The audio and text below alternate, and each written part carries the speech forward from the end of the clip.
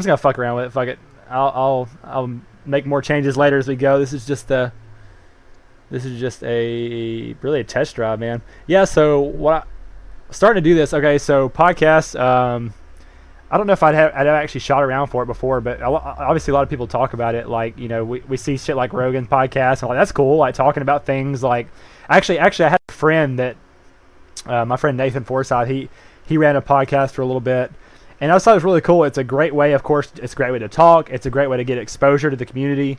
One of the things I liked about it best was that it does help build a community, because it's like that's something you have in common. Like we get exposure to each other by being on the same show, and you get introduced to each other that way.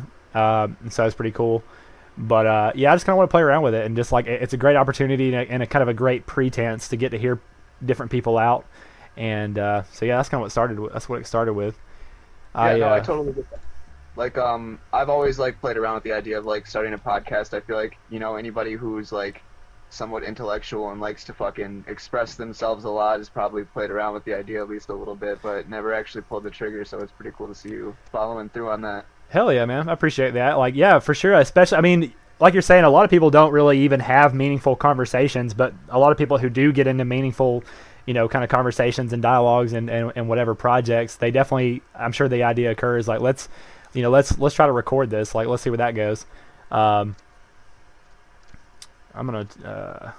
still playing around with the fucking settings here.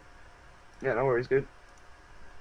Let's see here. And hopefully once I kind of get something set up, then I won't have to do it again. Let's see, video capture device. Okay. Logitech, boom. Let's see what that does. Video capture device. Where is it at? Did you stream League of Legends with that other chick? Yeah, my friend Savannah. Yeah, we did that. That was so yeah. I've set up a stream for League before. And I've streamed League a little bit to Facebook. She was on Twitch. That was fun. I'm gonna do more of that too. I like the idea of just kind of being more public and being out. Like I may live stream these in the future, because that gets a lot of exposure on Facebook. Like Facebook's algorithms really prioritize that shit. Hell yeah. So we may play around with that. Let's see here. Maybe it's not working because I'm in a call or something. That could be quite a... Do you want to like end the call and try to see if you can fix that? No, it's fine. The only the funny thing is like it's kind of distracting, because whenever I have myself on screen, I just look at myself, which is fine, I guess. I mean, it's whatever. Yeah, I've never had that problem. I cover my mirrors and shit. I'm not trying to look at myself. I need to. I don't know. It's weird. It's like it's fun. It's fun. It's like being in the mirror, so I get to kind of like play around with my expressions and my faces. Yeah, I don't know. It's just something I'll play around with and maybe try out in different times. But yeah, man. Like I think that's just where it came from. It's just having a lot of cool dialogues with a lot of cool people, and just wanting to get that out. Like just wanting to get more people involved. Because I think a lot of people, like, they don't have someone to really do that with, or maybe they've just never even seen it before. Even though the internet's out there, a lot of times people just haven't seen it, and so I think that's another big part of it too. Is like the fact that we're well, I guess technically you're from another place, but for me the idea of being local is really important. Like whenever people see that, like, you're small time, like you're somebody I know, you're somebody I'm friends with on Facebook. So that it may not be as entertaining or big and popular as like Joe Rogan, but it's like you connect with it because it's somebody you know, and that's what really that's the benefit of doing something like this, I think. Hey, I'm just gonna go ahead and say, like, you have no idea what's gonna happen from this. Like, you might find a job opportunity, you might blow up as big as Joe Rogan. It might be a complete waste of time. Like, yeah, absolutely. Yeah, it's just something to do. It's fun either way. It's a good experience. It really it's not like there's some investments where there's like a potentially a big cost, but for this, it's just like yeah. Worst thing that can happen is just like, oh, okay, move on to something else. But yeah, no, right. I'm sure you'll have some interesting conversations, and like it's always good to like do something that helps spark. Because like I'm sure that there are gonna be some crazy topics that get brought up, like. Anything that gets people talking more about a subject is like always good. Yeah, absolutely. And the thing too is like I've really taken to Facebook as like a platform to talk about things, but whether it's through memes or through posts, but I've really had a problem with people not understanding or taking things out of context or not understanding who I am, and that just a lot of times I've kind of gone with that, and I've liked the attention and I've liked the fact that it blew up, but I think that it's definitely it's hurt sometimes because people misunderstand things, and so this is a way for you to just really be clear with what you're saying, and really be direct, and Yeah, absolutely. So it's just a new platform, and it's something I want to explore for sure. I've done some stand up. I've done some stand up comedy in the past too. That's something I want to explore. But yeah, man, it's just fun.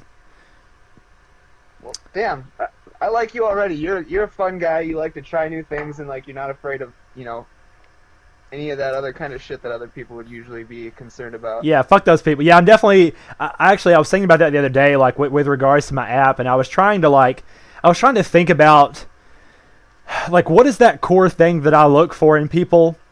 In the past I've described it as being aware or being intelligent or being woke or whatever the fuck. But really, one of the biggest things, like especially one of the biggest, how do I want to say, like one of the biggest leaps, one of the biggest like lines that you cross is not giving a fuck what people say about you and think about you. Like, of course, that's a whole spectrum, but the more you can do that, the more free you are to be yourself. And I think that is something that holds a lot of people back for sure. Yeah.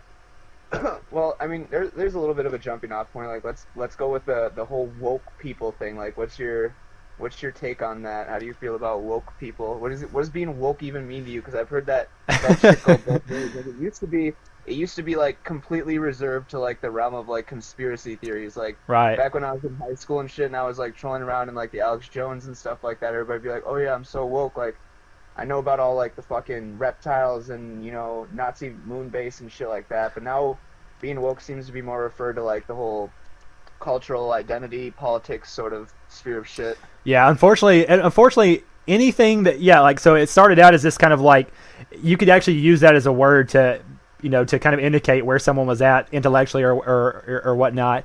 But then, almost everything, unfortunately, falls into identity politics after a while. Like, as soon as it becomes known on a large scale, it starts becoming used as like almost like a weapon or as like a tool for people to break things down, which can be helpful. But of course, we've all seen the downside of identity politics, and we've seen the shortcomings. I think one of the biggest things I run into is that, like, I use quote unquote stereotypes or like boxes to help me. And that's what language is. We use it to help understand people. Like, these are the woke kids. These are the hippies. These are the nerds. And it's like I'm using. And one of the things that I always have a problem with is like I'm using that to understand people, but I'm not limiting them to that box. If that makes sense. Like, I'm saying that you're in this box in the sense of that's how I understand you. I call you a nerd, but I'm not restricting you to that. Like, you could be something else as well. And that's that happens so many times. I'll kind of come at somebody like that. I'm like, you're this, and they're like. They feel confined. They feel trapped. And I'm like, not necessarily. So going back to the idea of like the whole woke identity, I think it can be used to like describe people, but I think it can become a problem, like you're saying, when it becomes identity politics, whenever you start kind of saying, well, this person's just a woke person, and I'm not going to give them any, like, that's it. I'm just going to box them away as such. So I'm more like concerned about the people who are like self-confessed as being woke. Like, anybody who like approaches me and like reports that they like know the truth, I'm always skeptical. Yeah, you should be. You know what's that? Have you ever listened to Terrence McKenna much? No. You should definitely check him out. He's a big inspiration on me. He was a big like psychedelic person in like the 70s, 80s, 90s, and he would talk about basically just having that attitude of always being skeptical.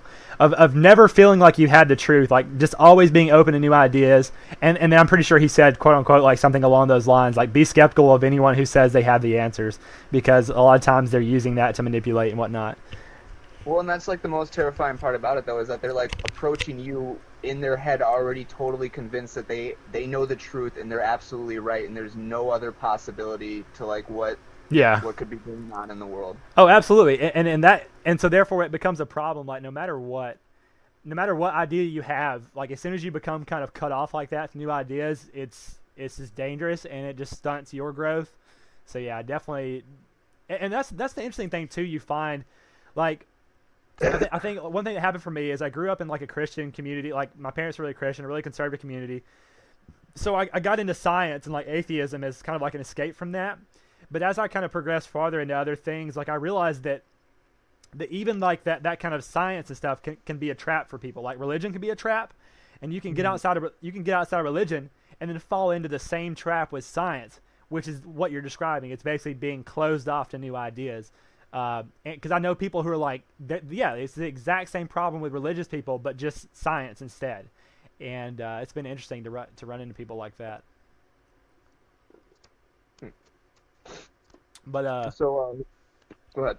Yeah, I was gonna say. I kind of took a note. I like to kind of come into it with just a very vague outline, like literally just when I was asking like what are some topics you kind of interested in, and I like to kind of use that as a backbone for transitions and stuff like that. So one of the first things you mentioned on here was just politics. So I'm curious, what, like just politics, like what, like you take the floor from there. Like whenever you think of politics, like where do you go from that? Like what. My political leanings have been like absolutely crazy. They've switched quite a bit like over my life, and it's like my openness to new ideas and like different forms of thought that like allow me to be able to do stuff like that. I ultimately ended up as like somebody who leans more towards like anarcho capitalism. I don't know if you've like run into that idea at all, but I grew up in a very democratic home. It was a single mother household. We lived in poverty, and as far as I know, my mom probably voted Democrat every year of her life, and still to this day votes Democrat. Right. But again, just like hearing what different people had to say, like Stefan Molyneux was like a heavy influence on me. Like once I found out about him, like that kind of like really changed my whole thinking process on things. Like I stopped seeing things as like being all about like, wow, there's so much police brutality against like African Americans, like understanding like there's a lot more to things than just like my initial emotional response, and just like I have to think more logically about events instead of just like this happened, how does that make you feel? And like absolutely. Yeah, that's a good point. Like, so you mentioned a couple of things I want to hit on, like, so anarcho capitalism, we were talking about that earlier. That's a whole other thread, like talking about like economical models and general models, and also, but yeah, you make a good point about just as you grow, you just learn to be more logical in general. Like, logic over, emotions are important, but you should, I feel like emotions should always be kind of like logic should kind of have the control of emotion, so to speak. And that's funny. That kind of parallels a point I was making about capitalism earlier today, which is that like I think we should have like a free market, but we should have like a regulatory institution, which is essentially what the government should be. And of course, there's a balance to be found there. You can't have too much regulation, but you can't have too much just freedom, or else you will destroy the planet, and just this kind of thing. But so it's really interesting to find that kind of balance. I totally agree with you. I think the government's completely inefficient, and it's just open to It's always open to corruption. That's my fear with that. Interesting. I mean, but that's just. I agree with you. But I don't think that that's necessarily a reason to say no government. I don't know if that's kind of what you're thinking. Of course, you're always going to have like imperfections and whatnot, but I don't think it can be done away with completely. There's corruption within capitalism, right? So, and the government helps to combat the corporate corruption. So if we had a corporatocracy, if we just had a corporate-run free market government, then it'd be like even worse. I would think. I don't know. For me, the one thing that's like holding me on to the fact that like I identify as an anarcho-capitalist, like I've actually gotten a lot more moderate now that I've been listening to more moderate speakers and like Stefan Molyneux and like the more extremist sorts of views. Like the thing that got me was like I was asked like, should the government be moral? Interesting. Is stealing okay? That's some deep shit. Like are you? Huh? Taxation is theft.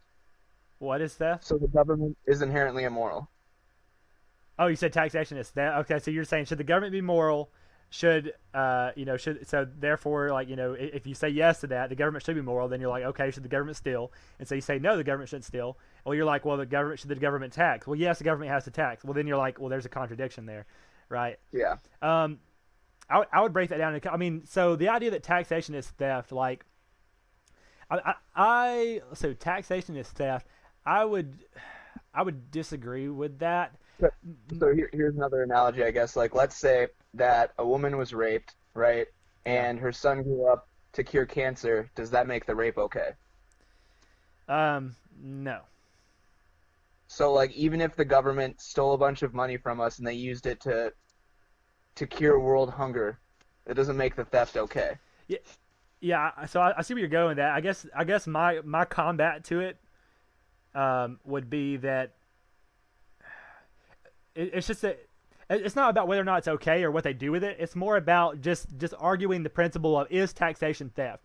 The idea that you have an institution that essentially collects money from a government that collects money from the citizens, and uses it, I don't think that's theft. Like, to me, it's like a contract.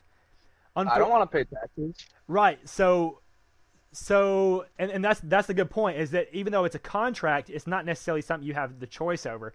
I mean, yeah, I didn't sign that contract. I mean, it's kind of tough. Yeah, that's kind of the tough thing about it is this is kind of something you're inside of. Like, technically, it is a contract. It's basically like you're paying taxes, but you're getting roads and you're getting protection and all this stuff. And yes, we want to be like, we wish it was a choice, but roads. Have you heard about what's going on in Chicago? Oh yeah, no. Have you heard about what happened in Flint, Michigan? We'll get into that. That's just. I'm just saying, in an idealistic world, this is where taxes are spent. Yeah, if we want to debate about how taxes are actually being spent and how fucked up that is, maybe we'll get into that in a minute. But no, that's a whole other story. You heard about the fucking studies they were doing on giving fucking pigeons cocaine to study their mating habits? Like, the fuck? Hell yeah! Sounds like we got some money to throw around. I'm down to come up with some experiments. But yeah, I want to come back to that though, because that is a really good point. This idea that, like, yes, taxation is kind of a contract, but you really don't have a choice. You're like, what's the alternative? Like, you could go live in the woods and technically, like, not pay taxes, but, like, you're still kind of under jurisdiction in a way, and. Mm-hmm. No, I completely agree. Like, there's nothing stopping me from, like, just leaving the city, going out into the woods, and starting my own little homestead. Like, sure, the government could technically, like, come and find me and probably throw me into jail for, like, trespassing on their property and stuff like that. Yeah. But the odds of something like that happening are so low. Like, yeah. I feel like if anybody wanted to leave society, they're not going to really give that much a shit, especially if they're just out in the woods. Yeah. Doing fuck all. So we had an interesting conversation earlier. I was talking to my friend Kat, and, like, we were talking about, like, like kind of like almost like utopian societies, or like tribal communities and third world. Like, basically, we were arguing the idea of, like, can you have a utopian society today? You know, we were saying, like, we were talking about, like, tribes that are isolated, or things that are isolated, and we were talking about kind of like free market capitalism and in a regulatory institution, and I was kind of making the point that, like, yes, those things exist. There's like I'm sure there's an island out there that kind of has its own little thing going on, but it's only able to do that because it's protected by a larger thing, right? Like, that was what pressured governments to form, and that's what pressured empires to form in the first place. Because you had little tribes and you had little villages, but they kept getting fucked up by raiders and barbarians and other places. So they had to become a part of a bigger thing to be protected. They had to have a government to be protected. And so now in the modern day, we kind of want to reestablish that. We want to reestablish that little, like, bubble community, kind of under the pretense that, like, we don't need government. But I'm like, that can only exist with a larger government to protect you. Like, that's the point. That's kind of a point that I was making earlier. Yeah, no, I understand what you're saying. It goes back to the whole, like, who the fuck was always talking about that? Like, Locke. Was it Locke who was, like, saying, like, you trade freedom for the safety, or the other way around? Like, I'd be giving up my safety for freedom, but with government, I'm giving up some freedom for more safety. Yeah, absolutely. Yeah, that's the contract. Yeah, that's definitely the deal. For me, it's weird because, like, it's not like the officials in our government are any different from regular people. Like, they're all still people that we all cooperated together to decide. We wanted them to decide what's best for us. Like, why can't we do that on our own? It's still just made up of people. Yeah. It's still just groups of people. If we can cooperate well enough to make government, why can't we we did that without government. We made government without government. Why can't we just keep doing not government? I mean, yeah, like, let's say the government disappeared tomorrow, right? Like, what would we still be left behind with? Like, we have, like, private security. You can get private waste management disposal for your house. Like, you can hire private companies to do anything the government wanted to do in the first place. And they contract all their shit out anyways. It's not actually the government building our roads. They hire a company to build the roads with our money. So what happens whenever let's say you try to privatize everything? So what about, like, policing? So, like, assuming we privatize, that means there would be competition, right? But then you have, like, so let's say you try to privatize the police force, and so you have, like, competing police forces, and that's, like, not gonna go down well. It's gonna create a lot of conflict. And how do you privatize, like, there's other government functions like court.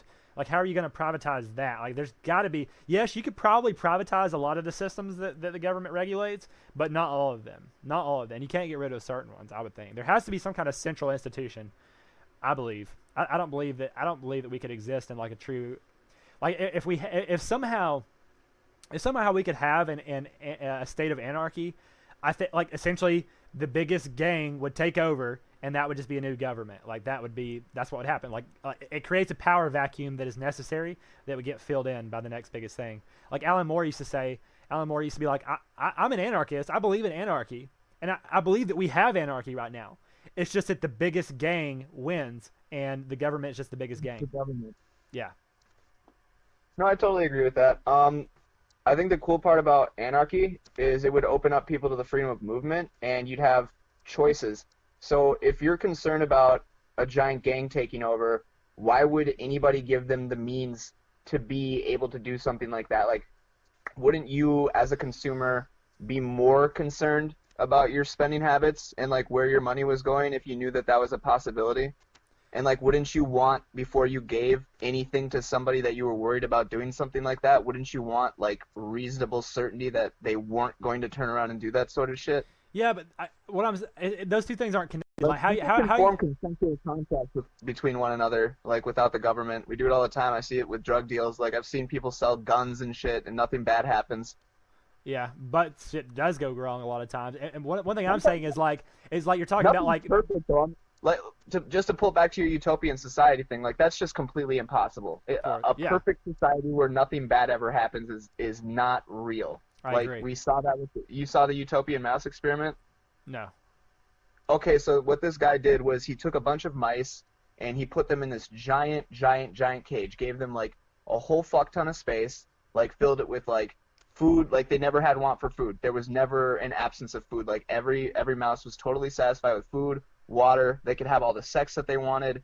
It was basically rat heaven. It was a utopia for rats. Right. And so they let this happen and they monitored it, and eventually the society just collapsed. Like the rats started forming gangs with each other, and like they were going around and like biting the tails and ears off of other rats. Like some rats were just started completely eating all their babies and then eating other people's babies.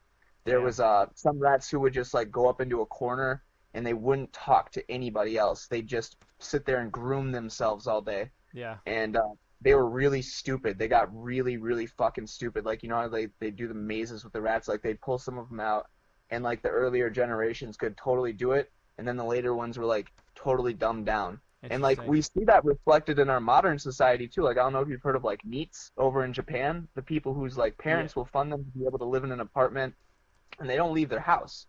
People are killing their babies en masse in our country. That was the other one. We do have heavy gangs. So I think, you know, we see the same sorts of things reflected in real-world society, and it's, like, in trying to correct those and assuming we know what the solution is and trying to provide something to a community to like make it better, like we don't know how that's gonna like affect things overall. Like it's the Faustian bargain, you know, what we've been doing welfare and SNAP benefits for like years and years and years now, and it like hasn't helped anybody. Right. Interesting. I guess you're saying like that. Yeah, that's not necessarily a point to prove it. Like how it's done in the past, or like, you know, these idealistic models don't always translate perfectly. And yet, I want to go back to something you said about the rat paradise. It's a very interesting experiment. I haven't heard about that before. And I guess one thing that experiment proves to me is that, you know, idealistically, you're like, if you have all the food and sex you want, then you're pacified and you're good. But that kind of illustrates that humans want something more than that. And part of that is power. You want power. Like that's what that proves is that they want to subjugate others, or they want to climb. They want to, you know, maybe there's some kind of, you know, we're programmed to be competitive. So maybe it was like a competitive thing, an entertainment thing, a power grasping thing.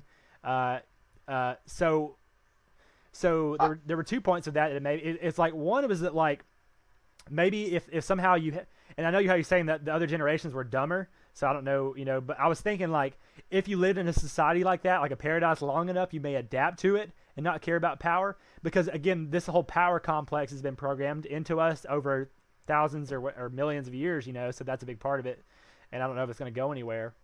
Wait, do you think people generally desire power? Do I think people because I would disagree, and I would like to say that I think that people desire a purpose, and for some people, power is their purpose. I agree completely. Like whenever I said that people want power, I was actually thinking that because like typically in the past, whenever I think about like, oh, people want food and sex and this, but then what's it?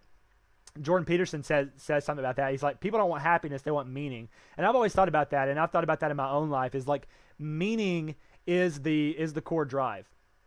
So yeah, that's been a big thing for me because like when I'm confronted with a choice between like sacrificing things I believe in and like my values versus things I could obtain like wealth and sex, I'm like, no, like my values and the meaning behind it is more important. So and you make a good point that it's not necessarily power is inherent in everyone. It's that there's something greater than those basic needs in everyone. There's some meaning craved, and for some people that meaning is power. That's a good point. Yeah, it's as simple as Maslow's hierarchy of human needs. Like the peak one is self-actualization or whatever. Oh yeah, let's pull that up. I'll pull up a picture of that actually because I believe so. Man, that could be so. A podcast I did in the past, like a good portion of it was basically talking about different models that are like that. Like Maslow's hierarchy, like there's basically the chakras, the Kabbalah, they all kind of parallel the same thing. That's interesting. I never thought about that. Oh yeah, they're all just models of human consciousness and human needs. Let's see if I can pull a picture without being in too much in the way. Let's drag this over here. Wait, you say something about chakra, right? Yeah, the chakras is basically Maslow's hierarchy. Yeah, to me, that's what it's just an ancient East version. That's fucking trippy. Yeah, man. Yo, I was actually watching Joe Rogan earlier today, and he brought up. I've never done DMT myself, and it's kind of funny that I'm bringing it up now. But like shared experiences during hallucinations, like that probably says something about our, what it means to be human. I don't know. It was just like really interesting that there are so many people who have done the same drug and like had the same trip. Oh and yeah, man. It always has to do with like seeing God and like understanding a deeper truth. Oh yeah, man. Like yeah. I knew somebody, and this is anecdotal, and it was just his personal claim, but he said that he had been diagnosed a sociopath, tripped on DMT, and he loves everybody now. He actually like cares about people. Hell yeah, I believe it, man. It does have. That's the thing is it's scientific. It's objective. Like whenever you have several people having the exact same experience, even though it's a transcendental experience that in no way can be measured, just like the fact that multiple people are having the same experience, and yet that it has like consistent cures like that, it speaks to the objectivity and the scientific, beauty and value of these substances. And like you're saying, going back to like the telepathic experience, it definitely says a lot about it.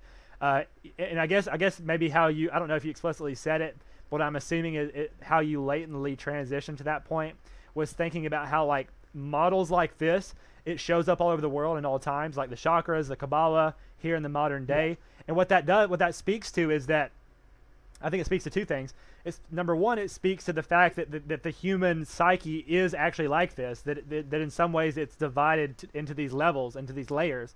And number two, it also speaks to like the human, desire to understand that and express that we've developed these models to do so. So yeah, absolutely. I've got it pulled up right now. You were talking about, I see like at the bottom of the pyramid. I wish you could see it. You could do so at the bottom. I guess you could Google it if you want. Just models. You've seen it before. You got the physiological needs at the bottom. You got the food, water, warmth, rest. You got the safety needs like security, safety, like financial kind of stuff. You've got belongingness and love needs like relationships and friends. You've got next level is esteem. You want like a feeling of accomplishment, and like earning something, and then the self-actualization, which is like expression and understanding and these more intangible concepts. And I use this all the time. Like this Maslow's hierarchy and like the chakras and the Kabbalah, I've kind of synthesized them into my own model, and I'm constantly like tweaking it and play around with it. Honestly, I think going forward, that might be one of the big things that I'm known for in my life is like synthesizing a new model of that. But I use that so much, and I want to incorporate it into my app and stuff. So it's just really cool. I love it. I love that shit. I just think it's like really interesting to think about what happens when you don't have to put in any effort to like work your way up through those layers. You know what I mean? Because like if you're a bird, you wake up every morning and nobody's going to give you food, nobody's going to provide you shelter for the night, like nobody's going to take care of you. Or if you're a snake or whatever, an animal, if you're out in the wild, like you have to deal with your own shit to get up through there. But like we as conscious people, can go beyond just our basal needs. Because if you're an animal, all you're thinking about is getting laid, having some food, and like being safe. That's your 3 primary needs, and that's like the bottom layer. Right. We can move up through there, and it requires effort. When it's just handed to people, they lose their entire purpose. Yeah, that's a great point. So you're talking about how, like, you know, yes, there's this kind of inherent, like, the model, like Maslow's hierarchy defines these things that you need. Like, it defines the food and this, but it doesn't quite talk about how you get there or the skills that you develop. Like you're saying, you know, you're interested to see like the difference between someone who's handed these things versus someone who works for it. And so there's a fourth model that kind of fits in with these. So like we talked about chakras, Maslow's, Kabbalah, which is the Western Jewish mystic esoteric bullshit, and then the fourth is have you ever heard of Timothy Leary? So look him up as well. Timothy Leary was like a predecessor to Terence McKenna. You don't have to know too much about him, but basically he was another acid guru in like the 50s and the 60s, and so he used to be he was like a Harvard like psychology professor, and then he basically tripped. One of his big quotes was like, "Yeah, I learned more in 5 hours of tripping mushrooms than I did in 25 years of studying psychology." So it was like, okay. But anyway, so when you get a chance, like in the past, I've gone into it in detail. He came up with a model called Timothy Leary's 8-circuit model of consciousness, which essentially kind of expresses these same concepts. But the reason I mentioned it is because more so than being a model of like what you need, of like the actual thing that you need to obtain, it's more a model of like the different functions that you need to do to get there, if that makes sense. Like, I'll just give you an example. So the first circuit is basically just our straight desire to to have food and to survive and to be like cuddled and loved. It's like just our straight like babies have the first circuit. Like, they're just like, I just want to just eat. And then basically the second circuit is like is whenever you have to compete.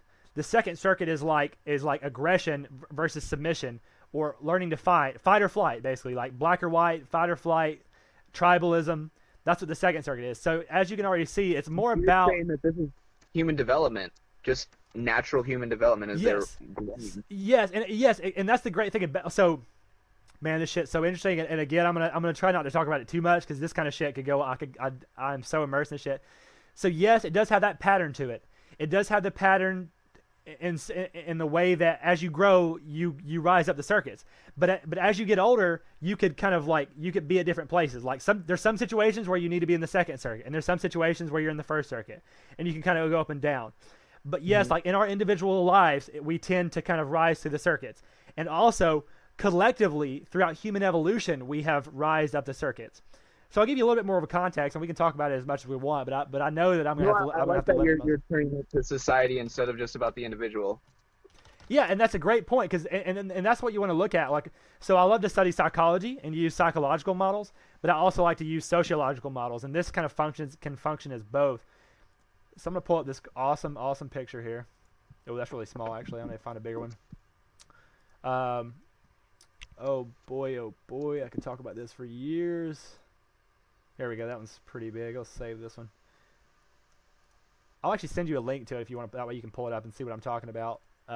Yeah, I wish I had. It's fucking on my phone. I'm actually resetting my laptop right now. It did a thing. All right, I'll find a better like setup next time, so where you can kind of like see if we live stream, you can see the live feed and stuff like that.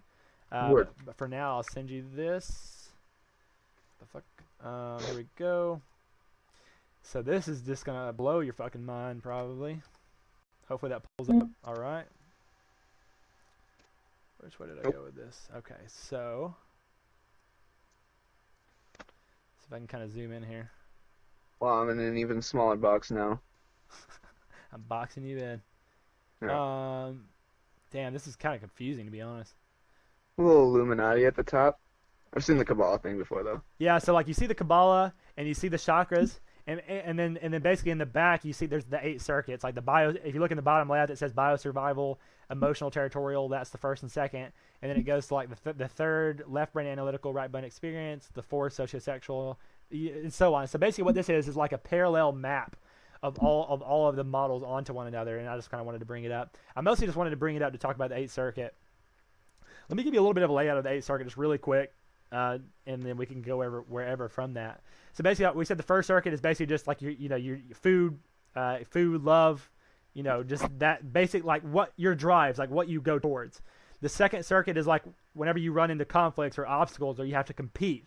It's aggression or fight or flight, instincts, that kind of thing.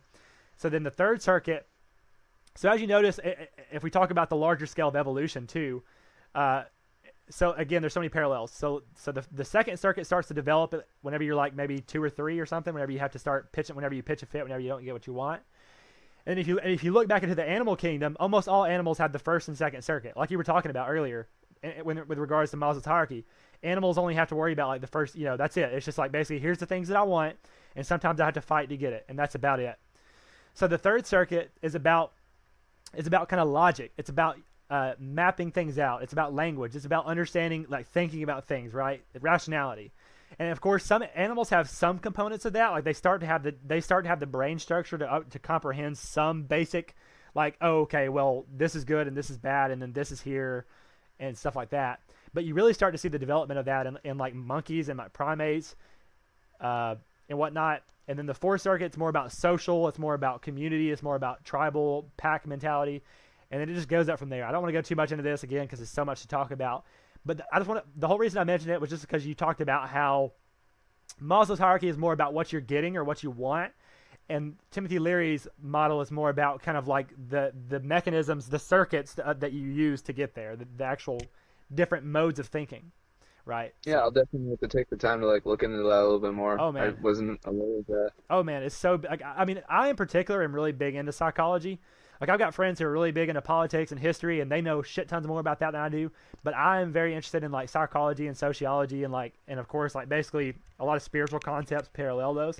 So I'm balls deep in this shit, so I'm always down to talk about it. But yeah, man, it's just... That's all I wanted to do was mention it kind of that way. It's very interesting to think about how to break it down that way. It really helps understand things.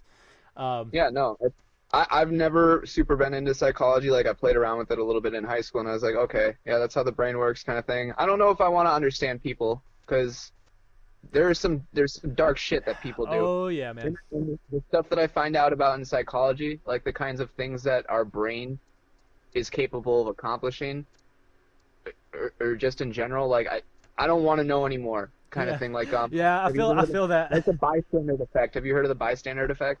Oh, the bystander effect. Yeah, basically, like, well, there's two components of it. I mean, you don't want to get involved almost because you assume that someone else is going to do it or something like that.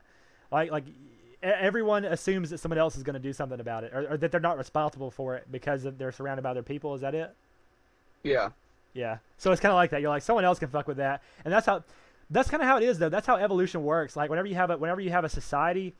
You have specialization. Some people are better at this. Some people are better at that. And I feel called to psychology, and I feel like other people are more suited for other things.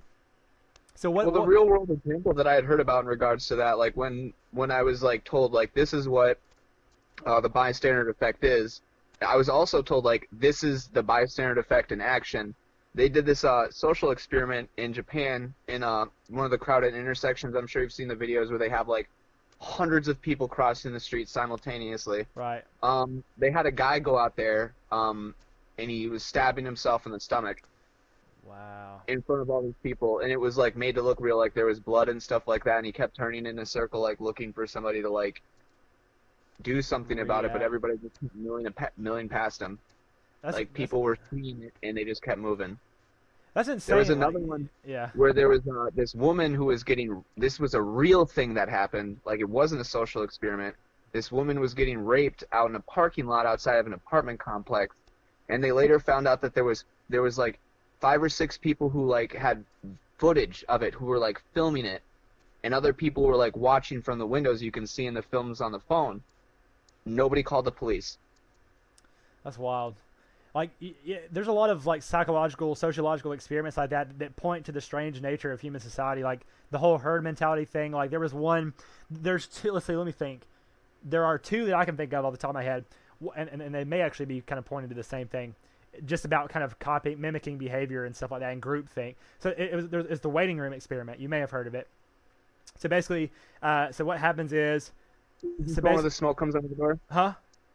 The one where the smoke comes out from under the door? No, you can tell me about that. I've never heard of that. It's different. So basically, like this woman goes into a waiting room, and so I'm trying to remember exactly how it happens. Okay, yeah, this woman goes into a waiting room. like for a doctor's appointment or something, and while she's there, like every 10 minutes, a little bell rings, or like a quick little like ding, and then everybody, whenever she was there, everybody was an actor, and everybody stood up, and so she's like, what the fuck? And then like 10 minutes later, it dings, and everybody stands up. And so she's like assuming, she assumes like, okay, well, I don't know why, but I'm just going to do it because everyone else is doing it. So it dings, and then she starts standing up. And then what happens is, over time, they start to phase out all the actors that were there in the first place. And she's there by herself, and it dings, and she still stands up. Like, she just stands up by herself. And then they brought in all new people? Yeah, and then they start, and then new people come in, and it dings, and she stands up, and they're like, what? And she's like, I don't know, it's just, we just do it. And then they start, and it's just fucking crazy, man. Like, people would rather, we have a mechanism in our brain that evolved that's basically behavior based on fitting in and copying rather than whether it's right or wrong. Because analyzing whether something is right or wrong, that would happen from an evolutionary perspective, though, right? Yeah, because it's easier. It's easier just to mimic what you're doing. It's a lot faster because a lot of animals, like let's say you're a bunch of monkeys in the trees and you're getting attacked. You don't have time to assess the situation. If all your other monkey friends are running like fuck, you're like, oh shit, it's time to get out of here. Like I don't have time to assess the situation. So there has to be a part in our brain that can do that. That can just follow before it has time to really analyze. So it makes sense, but like, come on, like we're fucking humans in the 21st century. Like we gotta be more logical, right?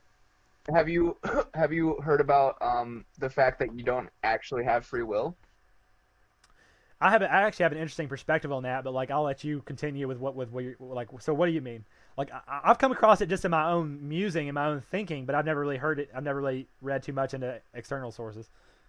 From science has proven that like people don't actually have free will. And it's been a while since I read about it, but they did this experiment where they were just like push the button, right? So push the button. Just that's it. Just push the button. But it wasn't simply about pushing the button. It's like, okay, so when I tell you to push the button, what's happening in your brain? Like what's happening physiologically with you? Like your muscles are already responding before your brain says push the button. Maybe it's almost like you hearing someone tell you to push the button, like to some part of your brain, is the same as your brain telling yourself to push the button for some reason. It's just like, this is a communication to me to do it. That's interesting. I think more of it is about like how there's like 3 layers to our brain, right? Like we have the reptilian part of our brain that like gets us stuck in like addictions and stuff like that, and manages all like natural things, right? Right. The mammalian part. I think all of that is happening back there. And then our frontal cortex is just trying to make sense of our crazy bullshit. Yeah. You're exactly right. Like the stuff that's closer to our brainstem, the stuff that's like hardwired from millions of years of evolution, and then we have this neocortex that's like starting to understand and learn it all. And so you kind of have conflicting forces in the brain. You have like the neocortex that thinks one way, and we see that all the time. Like we know that logically this is the best decision, but like emotionally or intuitively we think this way. So it's like a bunch of conflict. So I want to come back to like my perspective on the idea of like free will is we don't actually have free will. I actually believe that. Like and even referring back to Maslow's hierarchy, that proves that like humans have like even though consciousness is very wild and free will seems to be like this thing we have the illusion that we have control, but the decisions you make are based on things that you want, and humans all want the same things. So it's like, therefore, I think that human behavior and free will can be reduced to mathematics and to objectivity, and therefore it's predetermined and destined. It's hard coded into the universe, just like everything else. So therefore, free will is an illusion. You're telling me that you can trick a lady to stand up every 10 minutes from a bell. It kind of lets me know that everything's just social cues and like memes.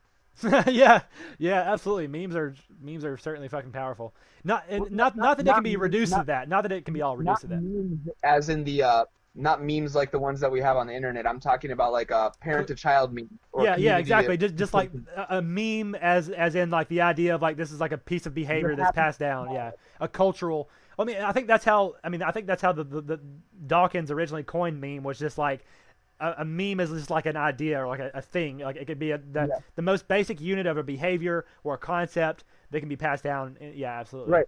And when you look at different cultures and stuff like that, like in Japan, you're not supposed to look other people in the eye. It's considered impolite. But here, like that's a very important thing to like have that direct eye contact. Right. It means like you're attentive and you're listening. And why would we have these two different ways of doing things if it didn't have to do with memes? Yeah, it's just yeah, it's absolutely. So that's the thing is like that's the new frontier of evolution. We're not really evolving physically so much. It's more about ideological, cultural evolution and memes. And so technology evolves, memes evolve, language evolves. These are the frontiers of evolution now. Absolutely. And memes are the genetics, like me, and that's what Dawkins was talking about. Is that memes are the genes. Memes are genes. That's what's evolving. So what do you think is going to happen as we're like importing like millions of people into a completely different sort of culture? That's a good question. That's a hot topic as well, a controversial topic, depending on which direction you go. But so what do I think about that? And what in terms of cultural evolution, so immigration, how it affects cultural evolution? I think that it can do a lot of things. Like of course. One culture or the other can be dissolved. It's kind of like it can be a Darwinistic kind of simulation where you have survival of the fittest. Which one's better? You can have like a type of merge. That's what happens whenever cultures interact. You can have, typically you have a blend. I think is what happens. Nowadays I don't. Maybe back in the past. Whenever you have more like brutal militaristic interactions between cultures, yes, you may have one that completely dominates and subverts another, and like you force them to get rid of their language and force them to get rid of their religion and force them to get rid of their culture, and therefore in the past you may have had like a cultural dominance. But I think now it's definitely more of a blending, or a coexistence. So if you have a lot of mass immigration, what you're going to have is like we see in America, for example, you have pockets of these cultures. You have some you'll have some intermixing, interbreeding, and so it's like that whole South Park idea where the people come back from the future, and it's like a blend of all skin tones and a blend of all languages and a blend of all cultures. Like who knows? Maybe that's what'll happen. I don't know. Kitty. Yeah. Kitty. Yeah, she's a good one. Yeah, I don't know. I can see that going one of two ways. Like I definitely think if like the most non-violent solution is obviously to have people integrate, right? But Right. we aren't seeing very much assimilation in these incoming groups.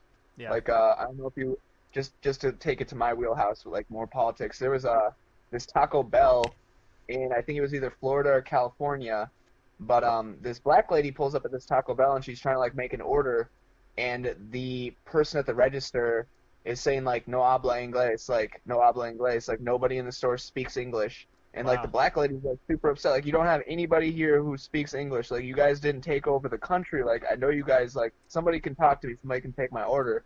Yeah, that's really interesting. I don't know. It's tough. Like I don't think you can. Of course, I don't think you can say that. Like you can't force people to speak a language. I mean, if you're I guess countries do have like an established like dominant language, like an established official language. And I mean, to me, like my reaction is like, if this Taco Bell doesn't have anybody that speaks English, then they lose business and they shut down. Right? But if they have, of course, they must have a huge like Hispanic community there that thrives.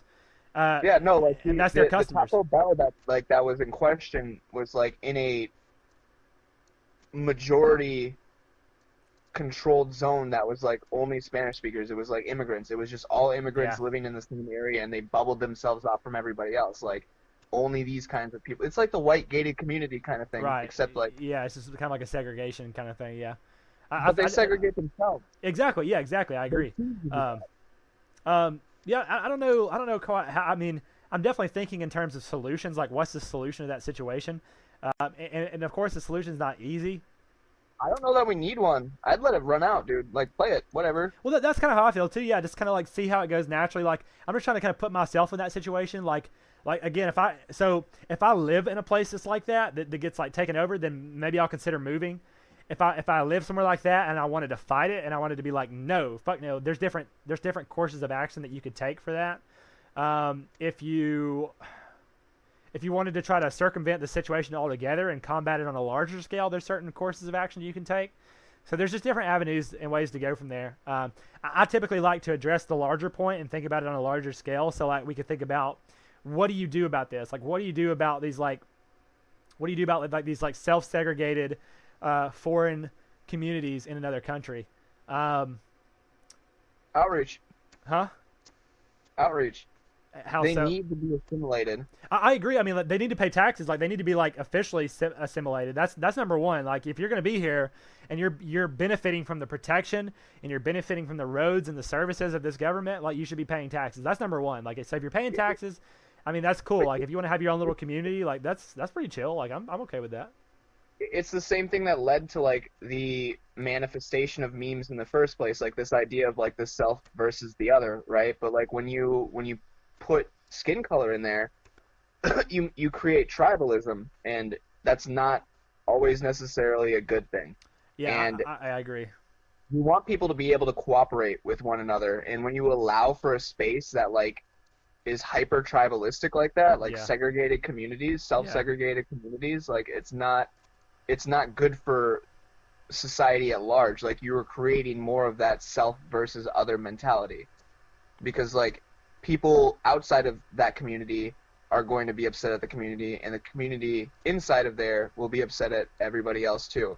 Right. You don't want to you don't want I things want to get too segregated, but you can't force them to assimilate either. You can't force them to come together, so it's kind of tough.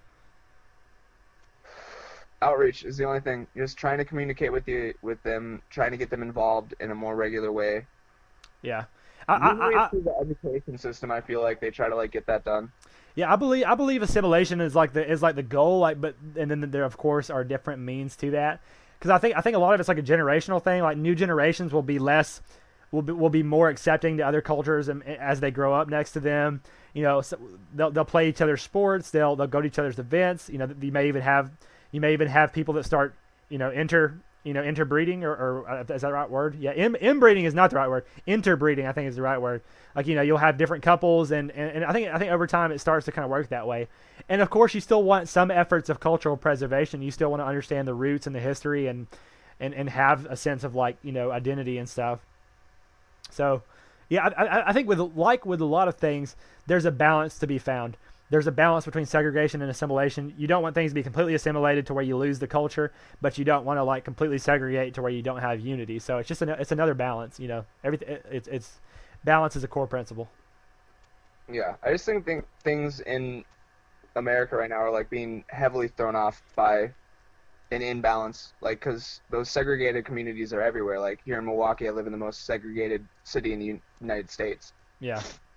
Like it's as simple as walking across a bridge and everything changes. Like I literally can cross on one side of the bridge. It's all white people. I cross the bridge. It's all black people. So how do you like? What's your general reaction? Like, how do you feel about that? Like, just yeah. How do you feel about that? Well, where I grew up, my mom was actually raped, so I don't know my biological father. So I'm a mixed child in a white family, a Democratic family. Interesting. I grew up all around white people, and they never treated me any differently. Like I feel like I've experienced like actual racism all of 2 times in my entire life. And when I see what I see here, I see people making their own individual decisions. Like I don't try to box things into colored terms. I don't believe that your skin color defines who you are or like your decisions, but I do think that different individuals make different decisions. So like when I see that there's like a whole bunch of people over here, it's like, well, what's preventing them from coming over here? Right. Is there something actually stopping them from coming over here? And the answer is no. So they must be deciding that that's what they want. Like it's more self-segregation. Yeah. People want to be around people who look like them.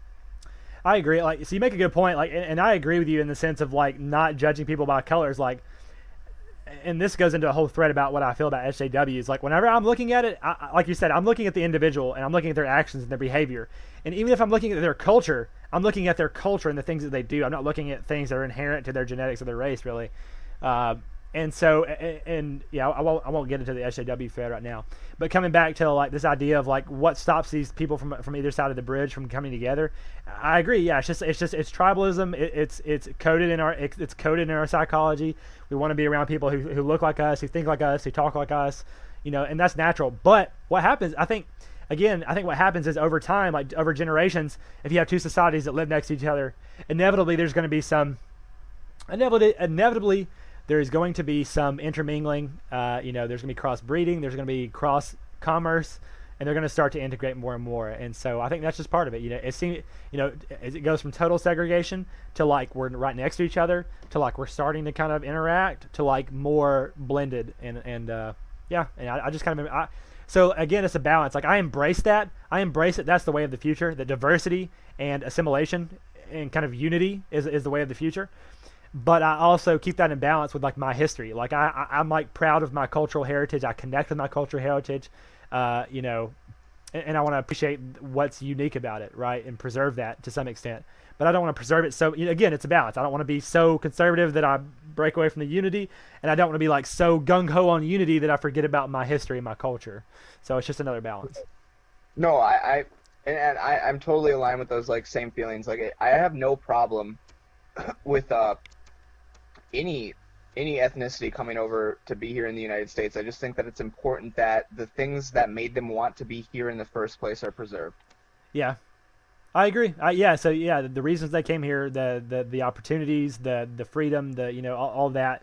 Yeah, I agree. Those are the core values, and that's what we should be focusing on in the efforts of coming together. Is like we're humans. Like we like food, we like music, we like love, these are the common things that we like. And so this is kind of my perspective on a larger scale in terms of what's happening around the world. I believe in a sense of globalism in the sense that in a lot of ways it's going to benefit us to come together on a global scale. It's going to help us come together to have like a world government because in some ways because it'll have, like going to space and different things like that. But we also we don't want number one, we don't want to be like totalitarian. We don't want to be dominated. And number two, we don't want to lose our individualism. Nationalism versus globalism. Again, I'm nationalistic in the sense of like you should have your identity and you should have a sense of pride in cultural identity. But then I'm also globalistic in the way that like, hey, we need to stop fighting each other. We need to learn to. So it's like for example, you have the United Nations, but then you also have the United States, and then within the United States you have the federal government, but you also have the state government. And then again that's how it works. You have like the individual. It's the balance between the individual and the whatever the larger unit. Another balance. All right, just to switch subjects real quick. What do you think about the United Nations? Honestly, I'm not very informed. I ask questions to people. I've asked that question recently. I'm like to people who I feel like are more informed and have more perspective. I'm like, what do you think about United Nations? Because to me, the United Nations doesn't seem to really do much. It seems to be kind of a facade. You think so? Yeah, I think it's a platform. I think it's at least a platform, a place for countries to kind of come together and have dialogues. But it definitely doesn't. That's it. To me, the United Nations is just like a platform. It's like a round table where we can talk. There's no real power structures there outside of just the dominant nations. So I think there's like a hierarchy of nations. Of course, there's like the dominant, like the U.S., China, and Russia. Then you got some other important players. You have like the European nations. You've got like stuff like that. That's kind of my again not very informed.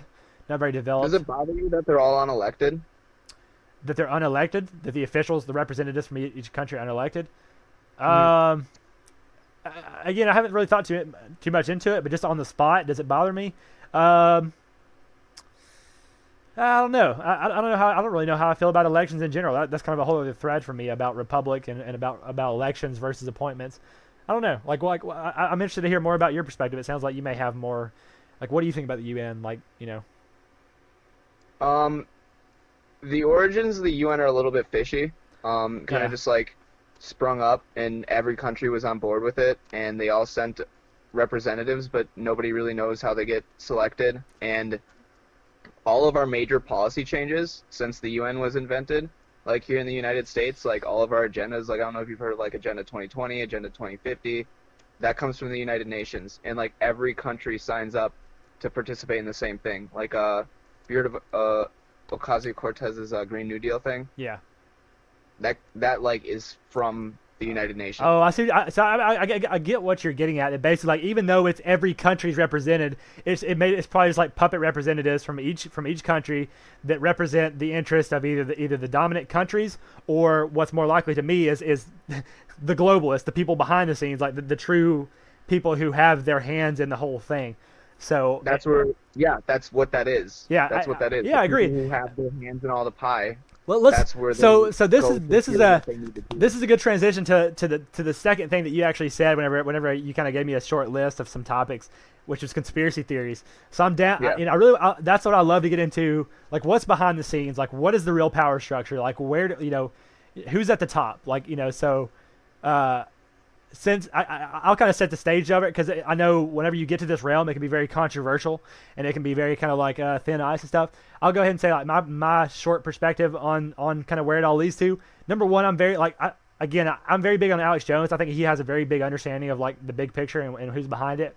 I think that, I don't like Alex Jones. He's fucking crazy. We'll get into that, because that's a good thing to talk about. But so I think on a global scale, of course there's a lot of chaos.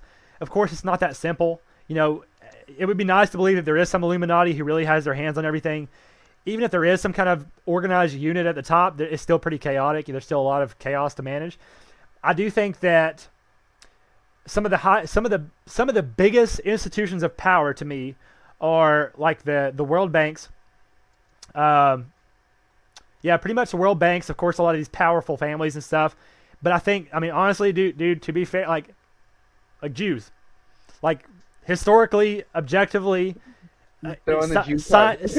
scientifically, like just no animosity or anything. Like historically, the Jewish culture has basically, they've kind of been like they kind of run the whole show. Like they've had their hands in all these different countries, never having like really a state of their own. They have gravitated towards roles of power, of finance. I talked about the World Bank, like significant, whether it be the media, the governments, media, finances, corporate, everything. Yeah. It's just, you can go again. You can go a lot of different directions from that, but I think it's very healthy to like sit there at step number one and say that this is the thing. Like here, and that's fine.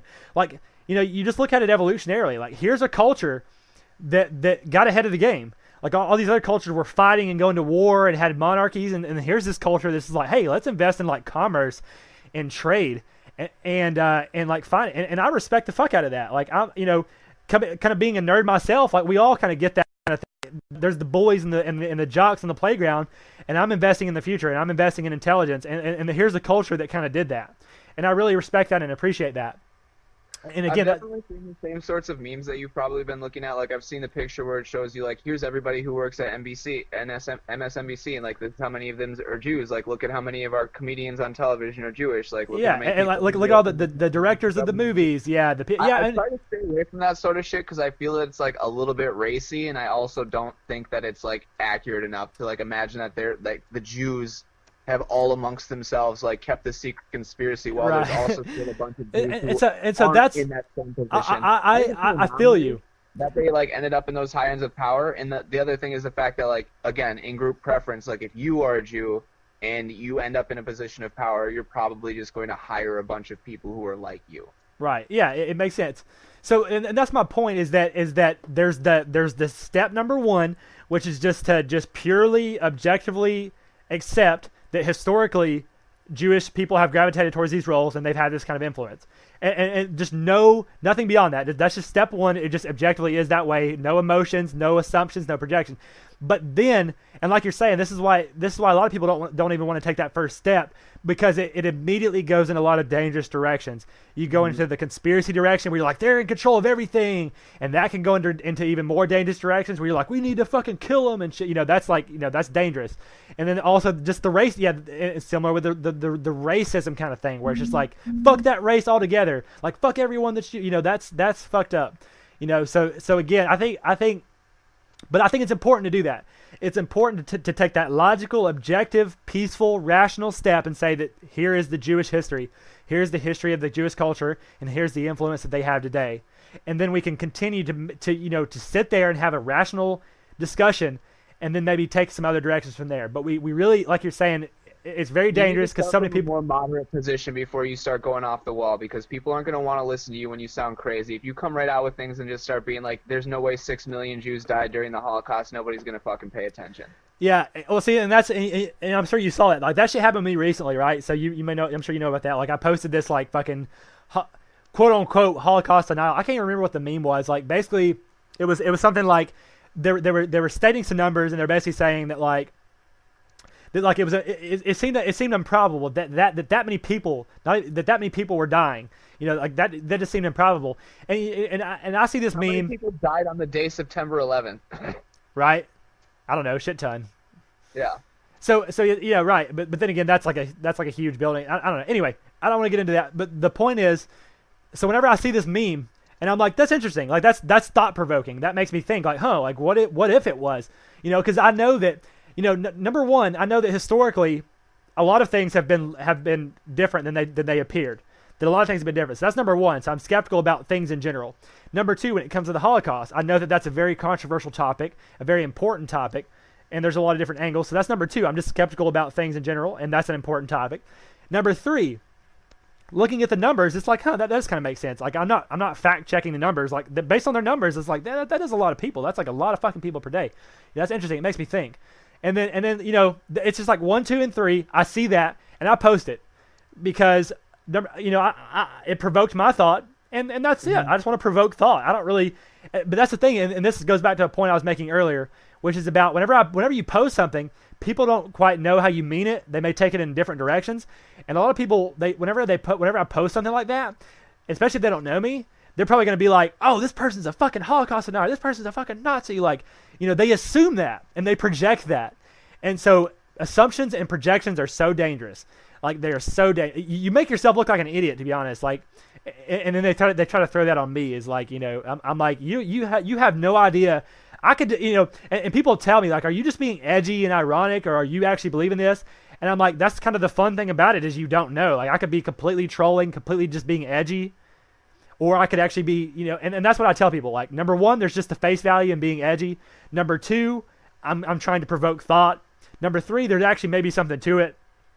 I haven't actually researched it, so that's the whole context. It's good for me to kind of clear the air in general, but yeah, it's like, so that's that's just kind of the circumstance and that what happened.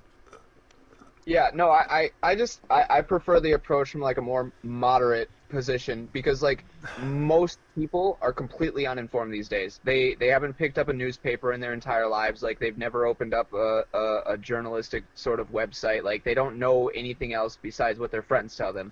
Like I could bring up Jussie Smollett right now, right? And probably like 4 out of 10 people are not going to even know who the fuck that is. Right. You know what I mean? Right. So when you want to like get into all these like deeper level conspiracy theory things, like where you're like, yes, the Jews control everything, like all that shit, like that's too far for most people initially, and like even I don't delve that deeply into it because I think there's a lot more other concerning things going on in society. But right. Yeah, it's really hard to get people to start to think critically about the nature of their reality without sounding like you're insane. Yeah, so I totally agree with you. So there's 2 points I want to make off of that. One talks about like, yes, most people don't look into it, and so most people you need to have a model of reality. Like whenever you're confronted by something, like something happens or someone says or does something, you need to be able to react in some way, whether you ignore it or you can approve or disapprove. And so most people, going back to the circuit model of consciousness, most people interpret things in terms of the second circuit. They look at everything as either good or bad, black or white, with us or against us, in this box or that box, fight or flight, because that's easy. That's another one of those mechanisms that we developed at a much earlier time in our evolution, so it's more powerful and it's more easy and convenient, and most people rely on that. But and even fewer people actually break it down, look at it logically, think about the different sides, form their opinion. It's just evolutionarily, most people don't really have the time to do that, right? So, I guess from there, what you do is you say, well, as a society, me personally, I want to live in a society where more people think, or at least in a society where the people who think critically have more influence, have more power, one or the other. And so it's just a question of like, how can we do that? How can we either have more people thinking rationally, or have the rational people kind of have more influence? And so that's what leads me to post this edgy shit. Huh? That's a scary worldview. The people who... We'll get into it. We'll get into it here. We'll pause for just 1 second, because I do want to come back to that. But that's why I make edgy posts, because I just want to make people think. And a lot of times what I do is, my approach to getting people from the second circuit up to the third circuit is to essentially just override to hack into their second circuit. Basically what you do is you bombard people with like black, white, black, white, black, white, black, white, until they just like, oh, it just fucks with their head, and they're forced to take a new perspective. Like, I'm out here just trying to deliberately brainwash people. See, I mean, that's the thing about. So that gets into, that's like occultism. That's magic. That's what it is, dude. Like it's just learning how to influence. Huh? Can you? And I wish I remembered more of the keywords, but there's this phenomenon where if you say something to yourself enough, it becomes true, right? Like I'm sure you've heard of that girl who like was convinced that her therapist, she was like in an insane asylum. Okay, I'll get into this real quick, then I gotta take a piss, and like hopefully you can find what I'm looking for. But this insane woman in an insane asylum, like back when we still had those around and shit. Yeah. She was totally convinced that she was in a sexual relationship with her therapist, that they were like lovers, that like he was her lover. Right. And everybody at first was like, no, she's fucking crazy or whatever. But then they started to think that like, wait, maybe she's right, because she started developing signs of like pregnancy. Like her breasts got bigger, she started lactating, her stomach swole, all of the sorts of physiological signs that you'd expect from somebody who's pregnant. She was exhibiting them. And so they started this huge investigation on the doctor. They were like monitoring their interactions and stuff like that. And 9 months goes by, right? She her water breaks. She starts ovulating. She goes to deliver the baby, and nothing comes out. Interesting. I definitely I'd like to see the proof of that, and I'd like to see more cases. But I believe it's possible. Like I believe the brain has that kind of power. I can try to send you a link to it after this, because it's definitely a real thing. Like I'm not just pulling this shit out of my ass. Yeah, no, I've heard about things like that. Like the brain has so much power, and then not only does the brain have so much power over itself, but one person's brain can affect other people, right? That's kind of what you get into, which is interesting. Mm-hmm. So they found out that like saying, like, you know how like people make these like posts and shit like that and say stuff like the edgy shit that we're all running around saying because we think that's funny. Yeah. They say that saying that shit to yourself over and over and over again, even if it's just a joke, you'll start to believe it. I agree. I think you really see that with shit like the alt-right and like poll, like /poll and 4chan.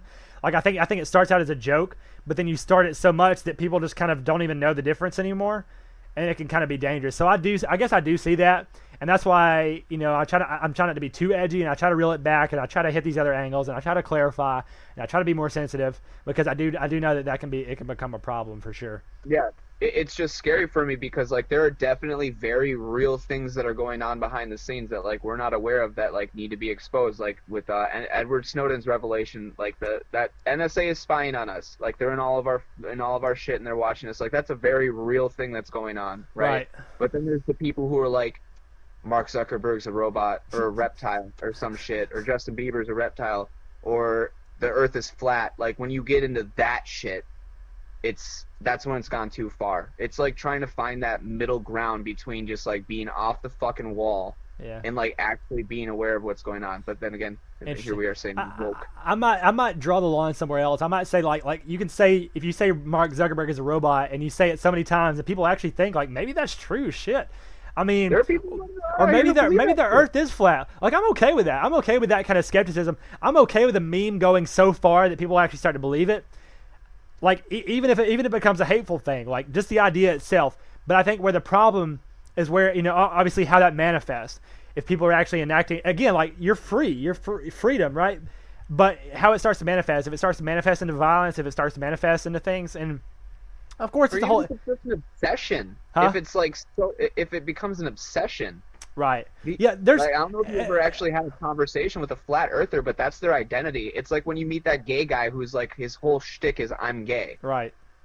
Yeah, it's interesting. Like fucking, you know, Eddie Bravo on the Rogan podcast. You said you'd watched it. Like, yeah, I've had theories about. I haven't thought too much about it. I essentially think flat earthers are just like, they're just trolls, and maybe some of them have actually convinced themselves somehow. But I think it's just being a troll. Like I have a hard time convincing myself that someone actually believes it's flat. Like it's just a joke to me. Like I can't convince myself that someone believes it's flat. Like I mean, if they actually can, then they are delusional to the point of like yeah, probably yeah, exactly. And I'm like, I mean, and they're not really hurting anybody, so it's fine. But like I'm just like, damn, yeah, it's just like you're not worth my time. Like you're just trolling. I don't care. Like there's actually, I used to work at Office Max, and there's this dude that came in that was like legitimately trying to convince me that he was flat Earth, and he was like, "Yeah, I'll lead this like organization and stuff." I'm like, "Dude, you're trolling." I was like, "You cannot." I was like, "You can't." It's not a troll. I was like, well, I mean, like maybe, but see, like you're saying, like maybe it's suggested so many times that he believes it.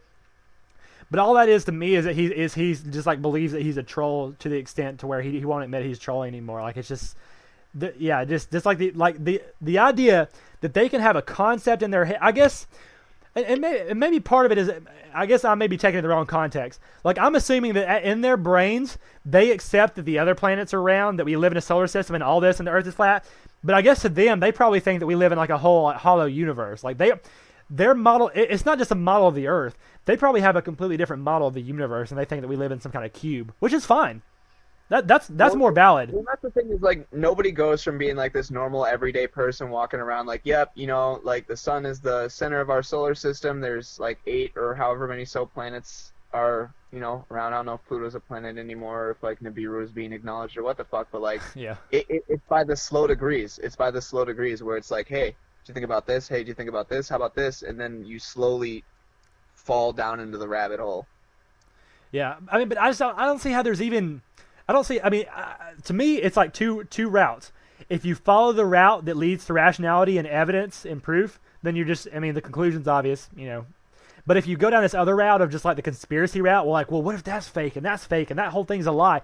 You like basically once you go that route leads to complete nihilism. It leads to just like, oh, we may live in a holographic cubic universe and nothing's real, basically. So it leads into schizophrenia if you go that route. Basically, you're leading into reality or you're leading into schizophrenia. Like, there's no in between. So, yeah. All right, I'm going to grab a bathroom break. All right, man. I'm going to grab some water myself. Be right back.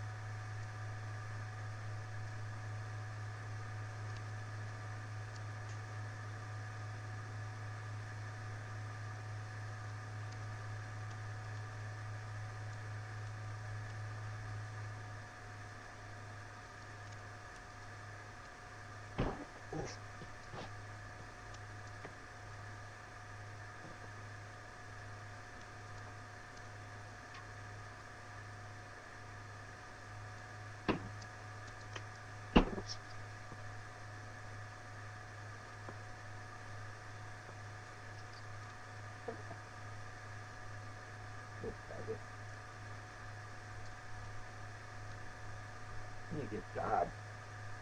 Broke motherfucker. Don't talk to me like that. I'm your boss.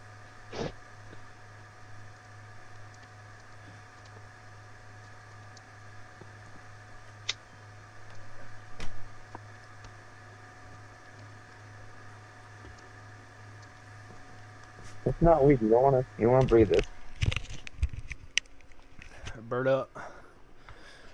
Oh man, we want to take a new route, or we want to kind of continue those same threads? I think the important point is that like when you're talking about conspiracy theories, like when you're delving into this realm of unconfirmed truth, you need to be a little bit more cautious and even more self-critical when it comes to like your own thoughts, beliefs, and ideas, because it's like really easy to just watch a 3-hour YouTube video and be like, the mainstream media is all lies and this is the only thing I need to know. Yeah, I agree. Like that would kind of be my blanket statement about conspiracies. It kind of just spin off exactly what you're saying. Is that, again, it's another balance. Like, if you get too conspiracy and you go down those rabbit holes, it leads to just not, like, complete schizophrenia and going crazy and thinking that your whole reality is a conspiracy, right? And then if you get too locked into the reality and just believe everything you're told and that nothing's conspiracy, you know, you have no skepticism, well, that's a problem as well. So, again, it's just another balance to be found. I guess that's been like the common thread, and balance is certainly a common theme in my life in general. It's a very big principle, but... Yeah, so that would be my blanket. Back to what we were talking about before with like the United Nations and stuff like that, though. Like, this push for globalization, like a one world government, a one world language, a one world monetary system, like a one world, all of that stuff. Yeah. I think it's a very real thing. I think that is a very real thing in Yeah. our reality. Yeah.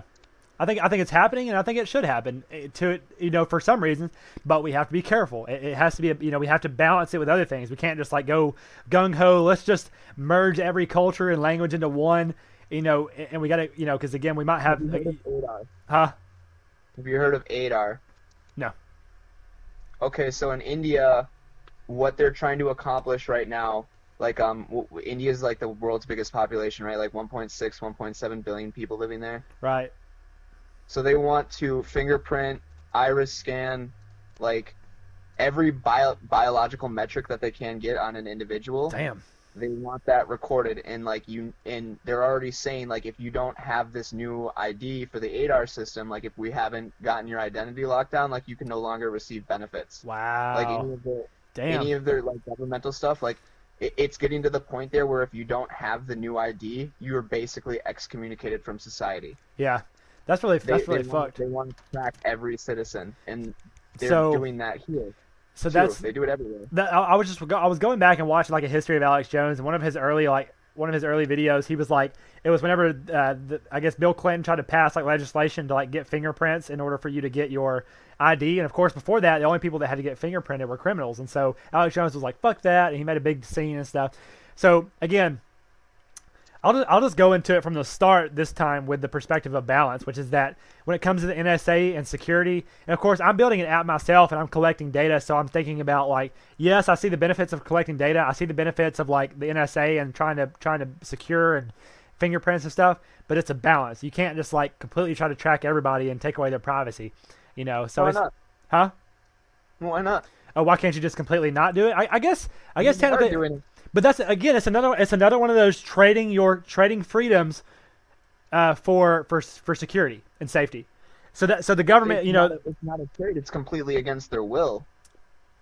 Yeah. So that's fucked up. That part's fucked up. Like yeah. Nobody voted for that. They just said we're doing this now. That part's fucked. I agree that part's fucked. Because like even in America, like the way that like we kind of have a free democratic system, and a lot of times we voted for it, but that's because like the news will like try to scare people, and that's what you do. You try to scare people and make them afraid, and that way they'll trade in their freedom for security, and like that is the danger, a very big danger. So yeah, that's fucked. Like yeah, the fact that they just did that is really fucked. The fact that no one had choice, but again, I guess that goes back to one of our original topics, which is that. Unfortunately, even though government is kind of like a contract, it's a trade-off on a large scale. But as an individual, you just can't make that decision. Unfortunately, you're just a part of a bigger picture. I think that's what it comes down to. I think, and this kind of leads to other threads, which is that you have to start thinking in terms of the collective now. We can't.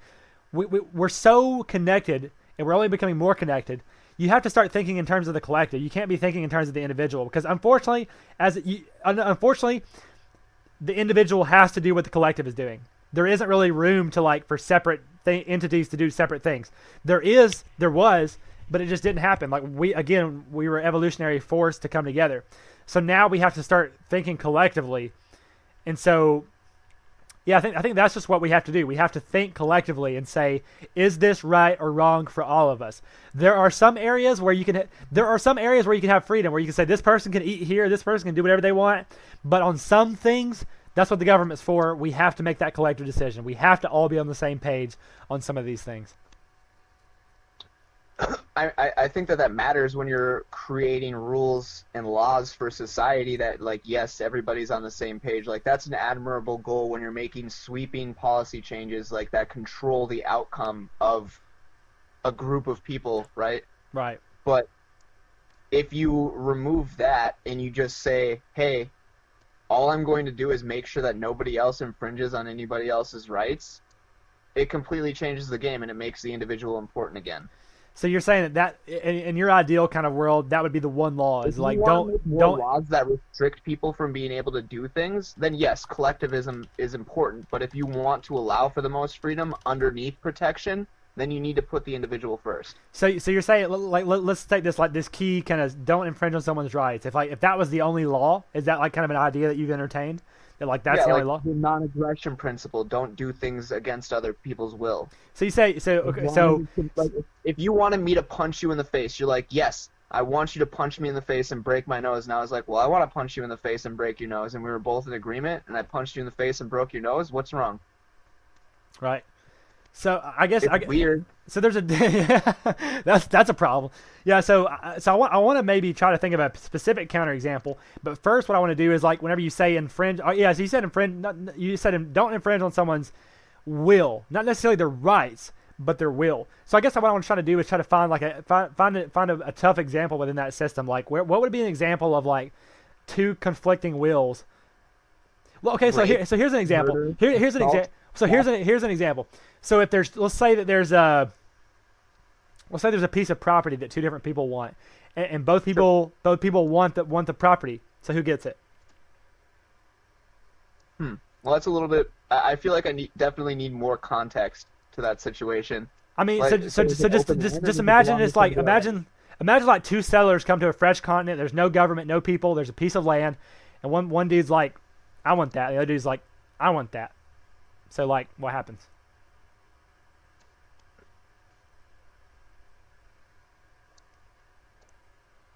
I guess what I would do is I'd be like, okay, well, like, if you work this land, whatever you do is yours. Like, if they came upon a forest and they were like, I want control of this forest, like, whoever cuts down the most trees the fastest gets to have that area. I don't know. See, but that's just like some arbitrary you created. Like, you're saying, like, oh, whoever works land better, this, that, and the other. There has to be some kind of competition for resources.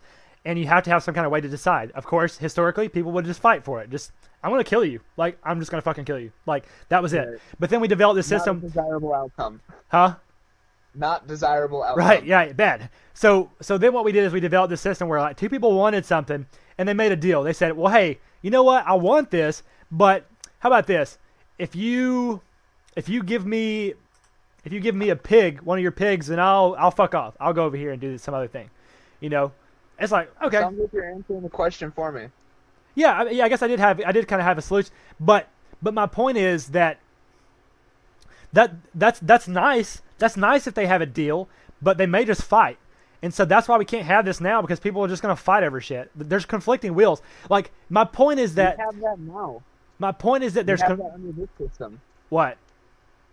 Conflicting wills. Yes, but we have a regulatory institution that goes by a law code that can regulate that. That can be the settler. If you have this rule that says don't infringe on someone's will as the only rule, well, I mean, again, this is an instance of like conflicting wills, but not necessarily infringing on someone's will. Like you're not like taking away their freedom. Like I don't know. I don't know. It's a tough situation. Like what I'm trying to say is the biggest flaw with that system of like if that's your only rule is just don't infringe. Like that's too subjective to me. It seems pretty set in stone, but like what is someone's will? Like what does that constitute? And what does infringing constitute? Right? You can't. It would be nice if it could be that simple, but it just I don't think it. Okay, so it's like okay, so we have the Second Amendment, right? People say that like we have the right to bear arms, right? Right. And then there's people who say that like, well, you have the right to health care, right? Yeah. I'm sure you've heard some people say that, right? Like the difference between those two things is that like the government doesn't have to give me a gun. It's a positive versus a negative. Like it's saying that the Second Amendment is saying I'm not going to take away your guns. I'm not going to, and then the other one's like I'm not going to giving you something. Yeah, people think they're entitled. That is a good point. People get sucked into that. They think they're entitled to shit. Like you're entitled to not having your shit taken away, but you're not entitled to getting shit. Yeah. So I agree with that. I think that the purpose of the government should like be to protect rights and in some cases like our will. Yeah. Sort of, so to speak. I think what's really cool to me is that as a cool thought experiment is that you would like to me what you said, don't infringe on someone's will, like that. If you think about the evolution of government, I think that's how it all started. It was just like we want just one simple rule, and it's just like the golden rule, just like just don't fuck over someone else. Like it's simple. But what you have to do is it just grows more complicated. Like you run into a situation where it's a little bit complicated, and you have to say, okay, well, here's the main rule, but then here's this secondary rule, and then over time it just grows and grows and grows and grows and grows, and then you're back to where we are today. So that's what I think what would happen with you if you just clean the slate, you started fresh with this one rule, you would start making amendments and you'd be right back to where we are today. That's my. I think the biggest problem with society today is that we think that we can make a sweeping change overnight to fix everything, and it's kind of and this is something that's affecting all communities, is like the phenomenon of like single mother raised children. Like, we're at epidemic rates of like children who are being raised by a single mother. The father isn't involved at all, right? Yeah. And we see statistically that a person raised in a home by a single mother has a higher chance of ending up in prison, has a higher chance of substance abuse, has a higher chance of dropping out of high school, like all of these like detrimental things, right? Right. So is it more important to try to make a policy change, or is it more important to try to look at what's actually going wrong internally within our own communities and make changes there? Like, I would much rather that we figured out how to have intact African American families than to figure out how much money we need to give them to make it equal. Oh yeah. So your first question was, should we make a policy change or a local community change? And then you said, should we actually look into the problem, or should we just throw money at them? So there's two different conflicts there. So number one, when it comes to like, should we make a policy change or should we make a community change? I think we should do both. We should take action on the community level, or perhaps have policies on the community level, and also support that with larger policies, number one. And then number two, whenever you talk about the approach, should we actually like look into it versus just welfare? Yeah, I believe we should look into it. I believe throwing money only propagates the system. And that gets into some larger, perhaps, conspiracies about why that's happening and people who are intentionally. But anyway, I don't want to go there right now. But what should we do about it?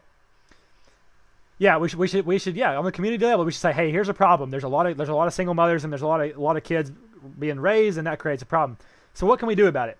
How can we create a culture that holds men accountable, that creates better behaviors, that creates better systems, and how can we support these mothers who are already in the situation? Right? So these are some of the ways that you would address that. Yeah, so that's what I think. And then of course, what I like to do is I like to follow those threads. I like to say that, hey, we have this shitty problem. Like, welfare is only propagating the problem, making it worse. Why do we have that? Why is it so shitty? Is it possible that somebody's intentionally doing that in order to try to destabilize the infrastructure and the culture? And then I start to look at that, and you dig deeper down that conspiracy, and that's what I like to do. I like to get at the root of the problem, because if I'm someone who's trying to make the best difference and the most impactful difference, I want to get to the root of the problem and snip it there. And so I guess that's like what mainly separates me from like most conspiracy theorists, is like people want to say that like it was by design, it was intentional. I just want to say that it's a thing that's happening. It's a thing that people aren't talking about. It deserves to have attention pointed at it. Right. And people call me a conspiracy theorist because of the way that I go about pointing out these things. Right. I agree. Yeah. And so, I mean, but one thing I'll point out is like you're talking about, like, we need to focus on less about all this crazy conspiracy and where it came from, and more about like what's actually going on and what can we do about it. But my argument, like I just said, is that if you ask that question, what are we going to do about it? Then that naturally leads into like, then as you take a couple steps, you start to realize that the question about whether or not it was intentional or not is important as to what we're going to do about it. It's important in terms of understanding it. So it's all tied together for me, like kind of going deeper down those threads. And that's why it's just like, that's why I don't like the word conspiracy and how it's been so demonized and weaponized to like make people sound crazy and stuff. Like I'm just a skeptic. I'm just asking questions. I'm just like considering another possibility. I'm not like conspiracy has definitely had this bad connotation attached to it for so long that I would like to clear up. Yeah, it's a heated word. Huh? It's a heated word. It's very emotionally charged. Yeah, because of course that's the thing is that conspiracy theorists, and the first thing I think of is like the Sandy Hook denial. Right. That's the thing. It goes back to this whole like Second Circuit versus Third Circuit thing, where like most people, they hear the word conspiracy and they just want to take it to either extreme. They want to take it to the extreme of just like, oh, that means that you're crazy, versus like saying, oh, well, you could be like a crazy conspiracy, or you could be just like kind of a little bit skeptical, right? So it's just it's part of its semantics, part of its language, part of its connotation, part of its psychology. It's just a bunch of shit mixed in. It's fun stuff. Yeah, I just think it's like it's really interesting, especially with like and here is where the real conspiracy theory comes in. Like George Soros funds like Black Lives Matter, funds like feminist groups and stuff like that. Like recently, the Funds highest the refugee whatever group. the caravan that just The came a couple caravan, months yeah, ago. yeah. Yeah, he funded that shit. Like that's where I Yeah. get at with conspiracy theories. Yeah. But So- like that shit's all open. It's just like I didn't know kind of thing. Yeah, exactly, and that's where I'm at too. Like when I'm listening to Alex Jones, like of course I have discretion and skepticism even about what he says, but a lot of it's just like, oh yeah, that fits in with my current model of reality. That fits in with evidence I've seen before. That makes sense. I'm not going to be completely like, oh yeah, that's absolutely 100% true just because he said it. But if it like again, that's how we come to conclusions. Is that we see patterns. That's how science works. It's a pattern. It's a repeatable thing. It's a pattern. It's something we've seen. That's what. Therefore, we believe it. So even though it's kind of outlandish, it's like, oh, that makes sense, and I'm only going to put a certain amount of weight on it based on how much sense it makes and how much evidence I have. But yeah, I do the same thing. It's just, yeah, I don't see conspiracy. I don't waste my time with conspiracies that are just, a lot of people talk about like aliens and shit, and I'm just kind of like, it just doesn't really matter that much to me because it's just No impact. yeah, it doesn't. It's just not really related. If you show me some kind of connection where like, oh, aliens did this, then I might be like, okay, maybe. But it's just I don't waste my time with shit that's just so far out that it just doesn't really matter. Sometimes I will just for entertainment, but very rarely. I focus more on the facts. That's why I love Alex Jones because he's like talking about real shit. He's like, here's what's going on, here's the shit that happened, here's how it affects you, and I connect with it, and it's relevant, So and I want to stay there. Yeah. Oh, okay. Just to switch gears, like do you think people can get addicted to cell phones? Yeah, absolutely. Like I that's one of my vices, honestly, especially social media, especially the way that social media is designed. The whole feed base, the whole scrolling mechanism is very addicting. Scrolling is probably, yeah. Like, some of the former like board members of Facebook and like I hesitate to start throwing out like their qualifications, but high-end people in Facebook, people Right. who are like up at the top, have been coming out recently and saying that like Facebook was designed to be addictive and like they regret being involved in the project. Oh, absolutely.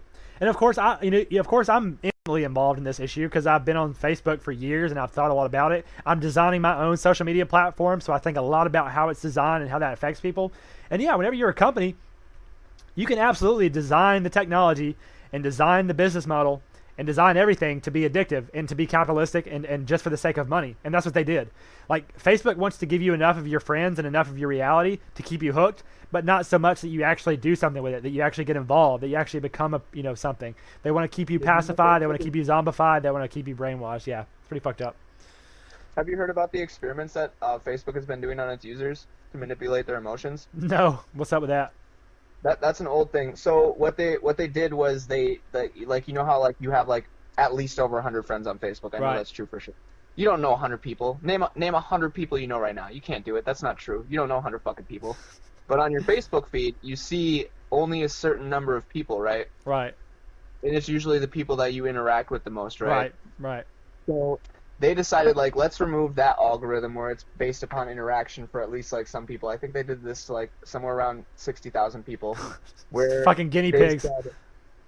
They said, like, we're going to control what appears in your feed, like, what types of posts. So, like, they looked for buzzwords and, like, put those into people's feeds, and they wanted to see how people reacted when they controlled that variable, Yeah. like, what's showing up in your feed.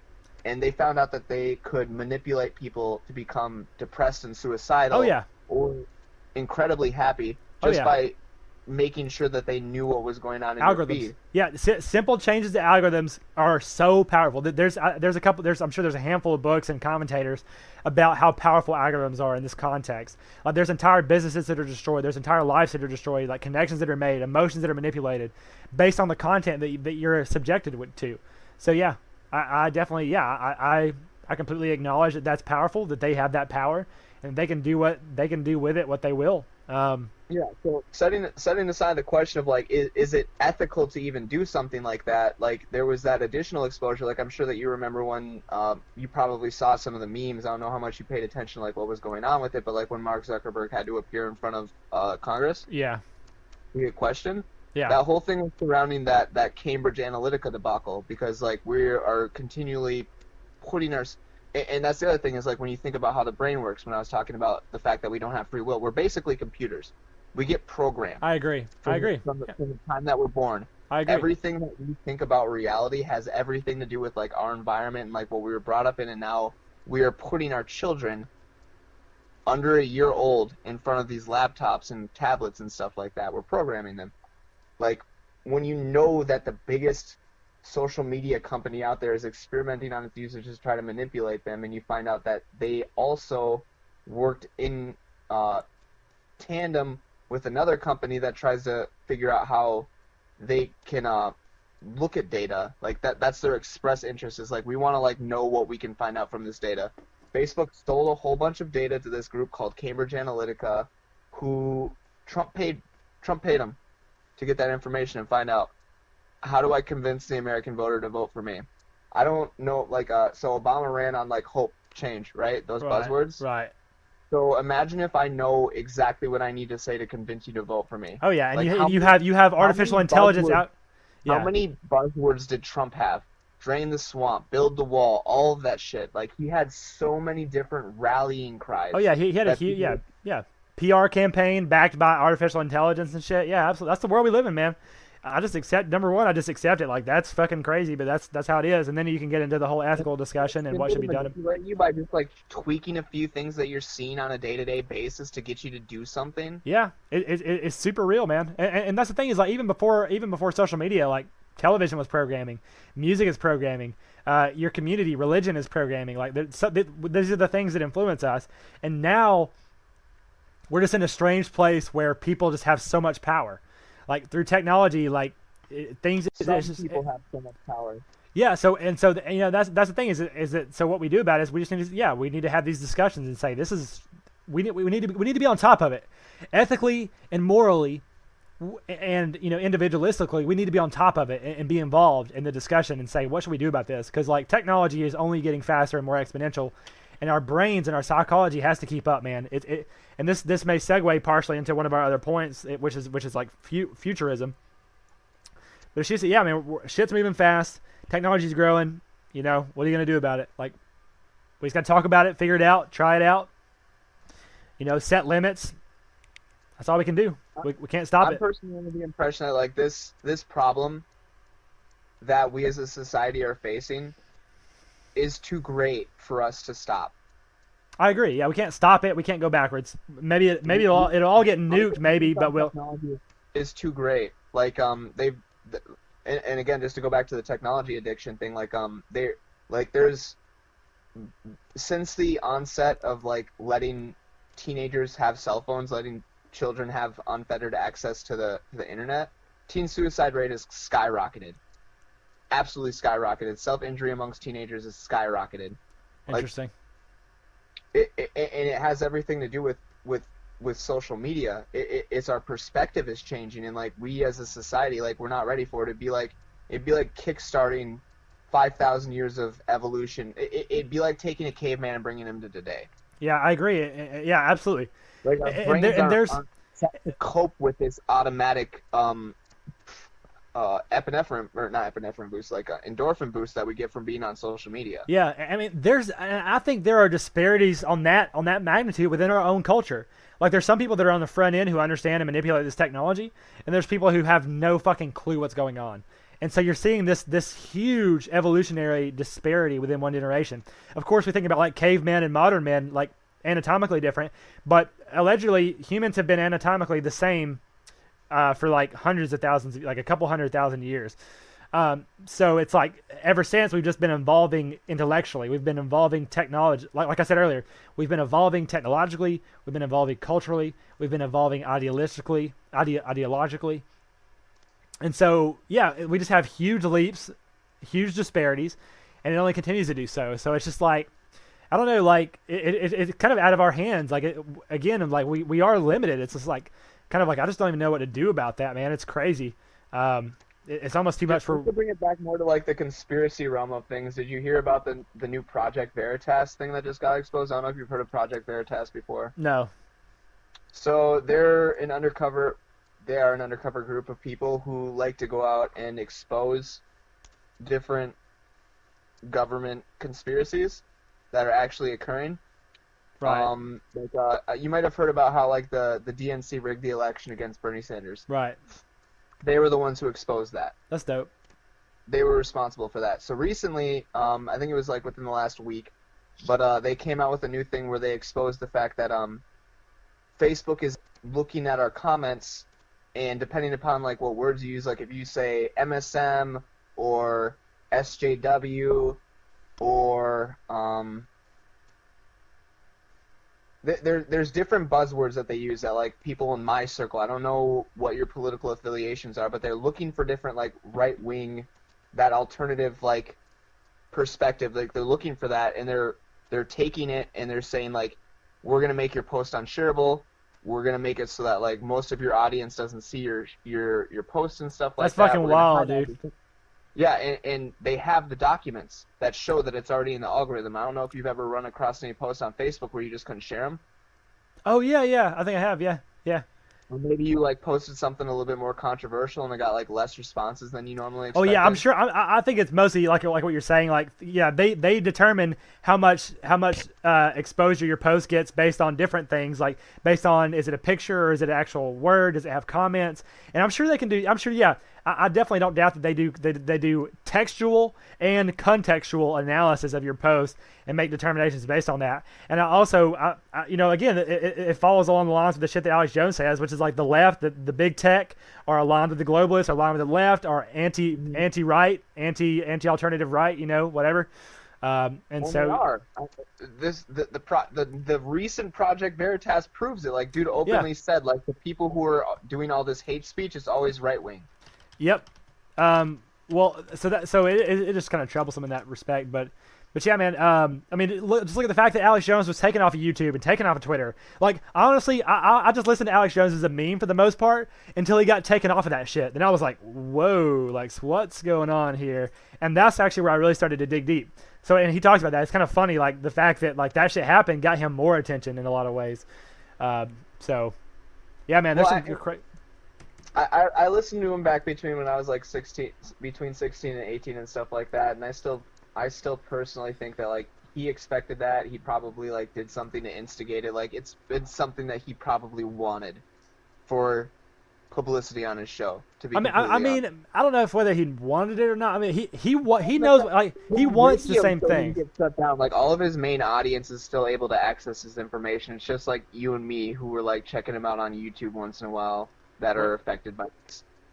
Right. It's not the people who are like diehard Alex Jones fans like no longer can hear him. Yeah, exactly. It still goes on. Well, yeah, and of course it still. I mean, yeah, it does different things. It stunts it in some ways. It gives him new exposure in some ways. It's interesting. I just don't think he orchestrates. I don't think he would. I don't know. Again, I just think he lives by certain principles. Like he fights for certain things, and he lets the world react around him. And what they did was part of it. And yeah, part of it worked in his favor. Part of it maybe not so. I don't know. But it's not so much that I'm concerned about Alex Jones and like the effects on his show and stuff like that. It's like the implications for like wider society, because like there's other people now who are getting like completely platform banned who weren't nearly as big as Alex Jones, who are just like no longer allowed to speak. Like Milo Yiannopoulos got banned off of Twitter. Really? I've actually kind of picked up on him more recently. I started listening to him recently. I didn't know that. He got banned from Twitter, you said? Yeah, he's just not allowed on Twitter. He's not allowed in most public spaces anymore. Dude. Like you saw what happened at UC Berkeley. I don't think so. Like, they're not allowing some people to speak anymore online, and like it's getting more restrictive. And it's like once you have that conceptualization about the internet, it's not that much harder to communicate that to reality. Yeah, you know what I mean. It's really man. This is the shit that I'm balls deep in right now. Thoughts and ideas on the internet that they won't express in reality, so it's like almost even more suppressive than if they were just to outright say you can't say this in reality anymore. Yeah. Yeah, it's a problem, man, and it's really concerning that they're starting to censor people more and more. And now, like Alex Jones, for example, all he has is his own website, and then so like if the same kind of censorship, if they start to take control of the internet at large and start to censor on that scale, then we're fucked. Like that takes away. That's like if it gets to that point, that's where it's time to start fucking rioting and shit. But for now, what we need to do is like number one, find other avenues, like what I'm doing, create a new platform, and actually, this kind of shit is what fuels me. And then, of course, we need to come together, like people who share this perspective, people who are for freedom, who are anti-censorship, who see what the fuck's going on. Man, we got to come together and we got to get more involved. We got to get more passionate. Like I watch all these guys, man. I like Jones, Milo, Peterson, Ben Shapiro. I think they're all interesting voices. Those people, I'm just aware of them.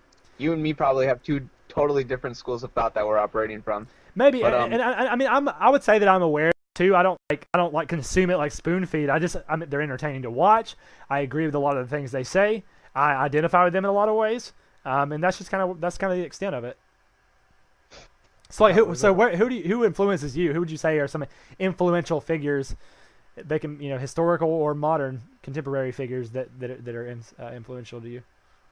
Locke, Aristotle. Even though I don't like his ideas, I hate Aristotle's ideas, but I really like to read his shit. Stefan Molyneux, Stephen Colbert. Interesting. Not that mainstream dude. There's another dude with the same name who does like. Oh, I was about to say more deep dive videos. Okay, nice. No, it's not Colbert. It's Corbett. Stephen Corbett. That's his name. Corbett. Yeah. Yeah. But he's pretty interesting to me. I did used to watch a lot of the what, I would say who I'm talking about. Corbett. I think it's Corbett probably, or Corbett. Yeah, I don't know. But, either way.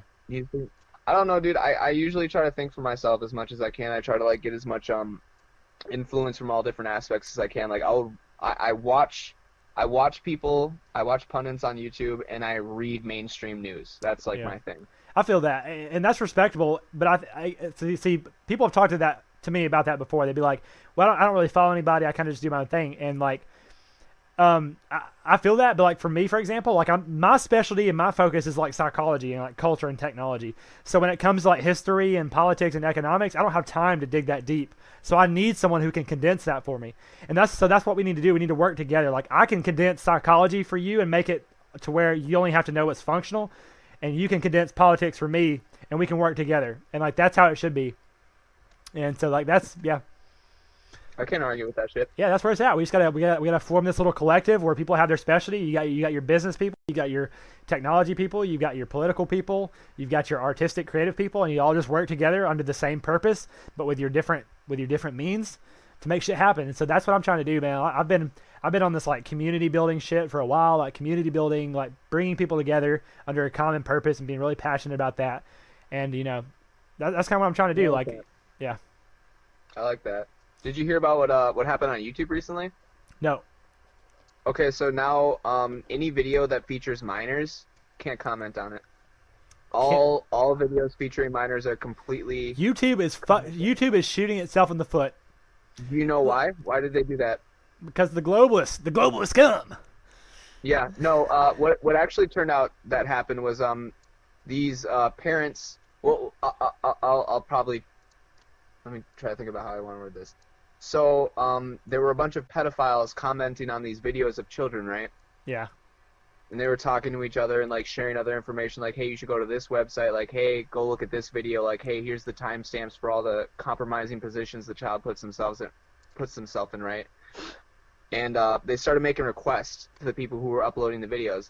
Sometimes they were children, sometimes they were the parents who were recording. But these pedophiles were soliciting, oftentimes from children, because you give a kid a phone, they figure out, hey, all I have to do is push that upload button in the corner, because that's how easy it is to upload to YouTube from your device, is you just click upload, and they'd upload videos, and the pedophiles are saying, like, hey, do this, and the kid would do it. Or the parents would monetize the videos and then have the kids do the shit that the pedophiles were asking them to do so that they could make money off of it. Wow. And these pedophiles were communicating with each other, and they started a pedophile ring where they were trading child porn amongst each other on YouTube openly. Damn. And that's fucked up. YouTube finally caught wind of it, and that's why they banned all the comments on any video featuring minors and stuff like that, is because there was a huge pedophile ring going on YouTube. Interesting. I just don't know if that's the right. I mean, that's obviously a really fucked up problem, but I just don't know if that's the right solution though. Like, there's so many solutions you can take from there. Like, number one is just promote a better culture with like. But this is where I go back to, like, we need to fix a community standard, right? Like, I it's agree. not about policy. You can't just go in there and say, like, no comments on YouTube. It's like, okay, well, where the fuck were the parents?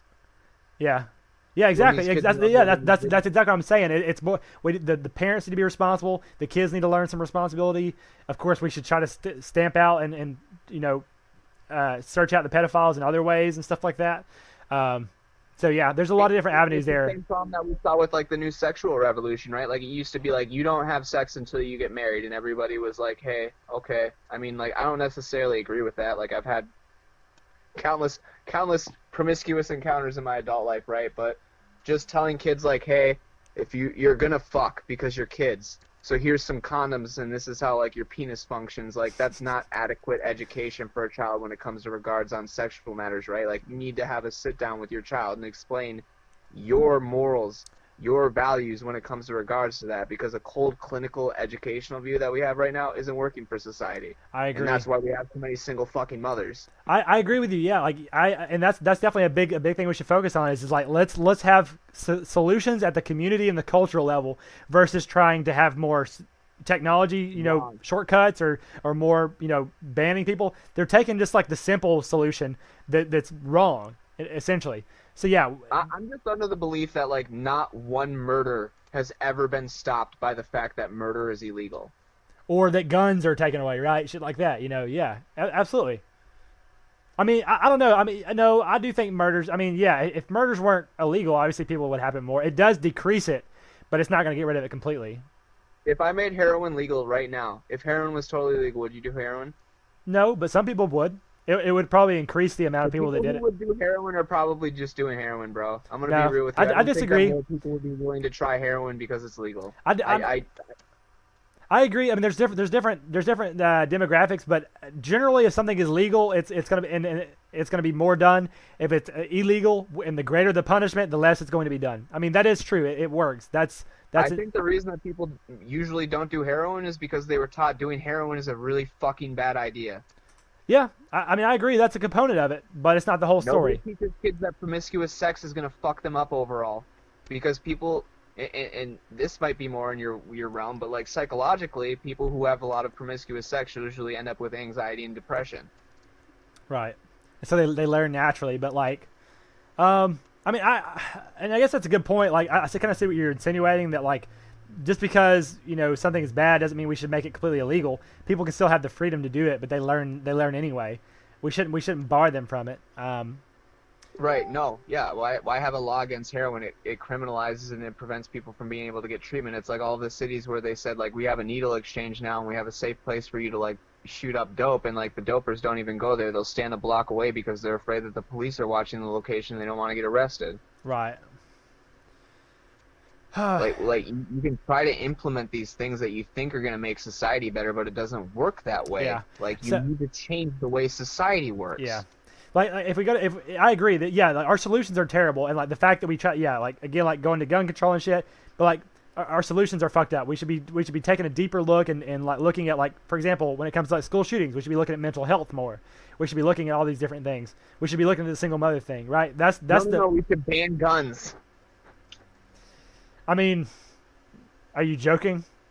Yeah, I was. Okay. I was like, but no, like when it comes to heroin, for example, like I think it, like you said, that kind of goes more in the point of like only make things illegal if it imposes on someone else's will or hurts someone else. Like doing heroin, it only affects you, so you can do whatever the fuck you want. It'll emotionally affect your family.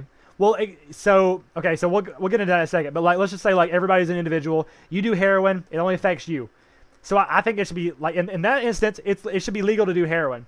But exactly. If you do heroin and then you go kill someone, well, it should be illegal to kill someone because that imposes on someone. I believe that. Well, right. I can. It's totally legal for me to drink, right? But if I go hop in my car right now and I run somebody over. Yeah. So the alcohol is fine to be legal. Well, theoretically the alcohol is fine to be legal, but killing someone is not. But then again, whenever we see something like statistically, people who drink, drive, and kill people. And so, one solution is like, let's just get rid of alcohol. And, a lot of people tried that. What happened? Yeah, right. Prohibition, all that. Yeah, exactly. That's what's happening now. The illegal drug trade, the black market, right? Anyway. So it's like, and then of course people are going to be like, well, you can't just ban alcohol because some people want it and some people don't kill people, right? So it's a tough it's definitely a tough situation. But so here's one of the things I think about a lot. I like to think about it like, let's say that you're living in a small enclosed like community. Like you live in a community of like 50 people. A community. Am I in the village? Yeah. Am I in M. Night Shyamalan's yeah. village? Let's say so. Yeah. Like let's say you live in a village. Everybody knows everybody, and there's no like set in stone law, but there's like a cultural law. Like if you kill someone, everybody in the town's gonna be like, that's fucked up. Like we're gonna punish you for that, or if you hurt or beat someone up, then people are gonna be like, that's fucked up. Or if you steal from someone, everyone in the town's gonna be like, that's fucked up. And they may have some kind of just like on the fly punishment for it, like nothing set in stone, right? It's just kind of like an on the fly government. And so I kind of like to think about things in terms of that, like for example, you talked about how heroin would affect your family, and like let's say that it's okay for people to do heroin because like they can literally take heroin and inject it or whatever, like so they're free to do it, like they can physically do it, and so you can't stop someone from doing that. Like they could do it, and then you could try to punish them for it. And so, but if you lived in this society, in this little village, everybody in the village would be like, hey, you're fucking abusing your family and fucking your own life up. And like, yeah, you're free to do it, but like, we really disagree with that. And your family disagrees with that. And so we're going to help your family out, right? And so in that case, if you do heroin and it fucks up your family, then you're infringing on the free will of your family, and your family can take action against you. Is kind of what I see as a solution to that. But yeah, and I don't disagree with that. It's kind of like if you were a compulsive liar, would you really be able to blame other people for not associating with you once they found out that like all you do is lie? Yeah, it's like you're free to lie, but they're free to say fuck you. I don't want to hang out with you, and that's that's the bottom line. Like that's fine. We should. And ostracization is the most powerful social tool known to man. Like, I agree. Because again, we go back to that thing where it's like I don't want to be the other. It's an in-group thing. Yeah, and so that's actually one of my. So again, a lot of my solutions but to we're these. normalizing that. We're normalizing these concepts. We're like being addicted to these like fucking illicit substances and like being promiscuous with sex and like being a single mother and like all these other social ills that we've seen. Yeah, we just kind of we get kind of numb to it. It gets kind of normalized through different means, and we just kind of accept it and don't fight it. It's kind of fucked up. And one of the big problems I think too. It should be an allowed thing, but I don't think that it's good. It's like abortion. Like I don't want to outlaw abortion. I want to live in a world where people don't need to have abortions. I agree. And so if you ask the question, how can we get to that world? Like my solution to a lot of things is through technology and through cultural changes and like changes at the community level, like we were talking about. So one of the things that I want to do is to have more of a cultural law. Like again, there's like a set in stone political law that's written down, but then there's like a cultural law. Like you don't run around naked because people would think you're like, just because of what people would think. That's like a cultural law that like affects you. So what I want to do is I want to create a technological platform that has more transparency for people and kind of says, well, hey, this person's an asshole. Like they're free to be an asshole, but on this technological platform, people like review you and say that you're an asshole, and then that makes you ostracized. And so you're we're not making laws that says you can't be an asshole, but we're holding you accountable for being an asshole. And so and China's already doing some shit like that, I think. I don't know. And of course, there's a lot of slippery slopes and a lot of angles, but that's something I'm playing around with. It is a very slippery slope. I was just about to say that myself. It is a very slippery slope because I, as a person who has done some shit that I don't even want to get into right now, like, everybody deserves a second chance. I agree. And that's what this platform would be about. People can, and that's what, who just said that? I think Joe Rogan was just talking about that. He was talking about how we shouldn't just write people off. Like we should give people a platform. We should allow them to talk. We should give them a path to redemption. We shouldn't just throw people in jail. Like, right? Like, there should be a path, for things. But so one part of my ideal design for this, and I'm already like, a lot of this has already been tested right now on Nectar, is like basically, so you can review people and call them an asshole, but then they can defend themselves. They can be like, well, you're an asshole, or like, well, I'm sorry, or well, this is what actually happened. And so it's just transparency. It never hurts to have transparency. If things are out in the open, or if they're in the light, then it's good. Then that gives an opportunity for people to call you an asshole. It gives an opportunity for you to defend yourself. It will minimize gossip. It will minimize, these. Yeah, I think that's a good idea. If we could have like a transparency or something that brings people closer together, then it holds people accountable. We can find, and again. That's when things start to get muddled, though. Like, slippery slope. Because I will never, ever be convinced that privacy is not an important part of just human functionality. Like, just it's a core concept to people. Like 11-year-olds will start diaries and hide them, and 16-year-olds will freak out when their parents enter their room. Like, this concept where we need to have a private self. Yeah, I agree. This place where we can be ourselves is really important. So it's like, what level? Where do we put that line? Where does the transparency stop and where does privacy start? So I agree that privacy is important, especially historically. And my view on it is that line is constantly moving towards the direction of transparency. Like, why do you hide your diary? Because you're afraid people will judge you, or you just don't want them to see. And then it becomes, it's like, why are you doing things people will judge you by? Why don't you just act normal? Why don't you do what everybody else does? Fall in line, conform. Right, so I see what you're saying. Yeah, it's like that. Well, if you're not doing anything wrong, then why can't we observe you and listen to everything you're doing, right? So that's kind of, yeah, I'm not saying that. You should be entitled to privacy just for the sake of privacy, no matter what, just because you desire that. That's fine. And so I'm not even trying to, like, legally regulate it, really. Not necessarily, but here's what I'm trying to do. I'm trying to create tools and affect culture in a way to where we don't feel a need for privacy anymore, to where we feel so connected with everyone. And this is like a far out sci-fi idea where we essentially have like a hive mind, where we're essentially everything is transparent because we want it to be, because we choose to be, because we understand one another, we love one another. Like, that's like a very idealistic, utopian, far out, weird, crazy idea. But like, I think that's where we're moving. Not really. It's probably going to be a huge part of our reality coming up.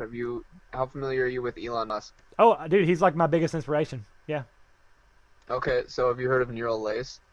I've heard of Neuralink, his company. Is that like one of the products of his company where it has like brain chips or whatever, brain implants? I don't know what yeah, the brain chips. Or the brain mesh. Yeah. The way I remember, I'll just say it in case anybody else ends up watching it and they haven't heard of it, but what they want to be able to do is when you're born, they'll go up through your jugular and they'll insert a needle and push this mesh up into your brain that goes around and wires around it, and it'll add electrodes. So it's basically like we are creating our own artificial fourth. That's dope as fuck. I'm down. Let's go. Put it in my brain. You'll be connected to the internet. You'll be simultaneously connected to every other living human being. All of our thoughts will process at the same time. And they're saying that we need to do this because when artificial intelligence hits, it's going to be so advanced. We have to interface with it. We need to at least be able to, like, keep up with it. Not look like. Yeah. Yeah, I agree. Yeah.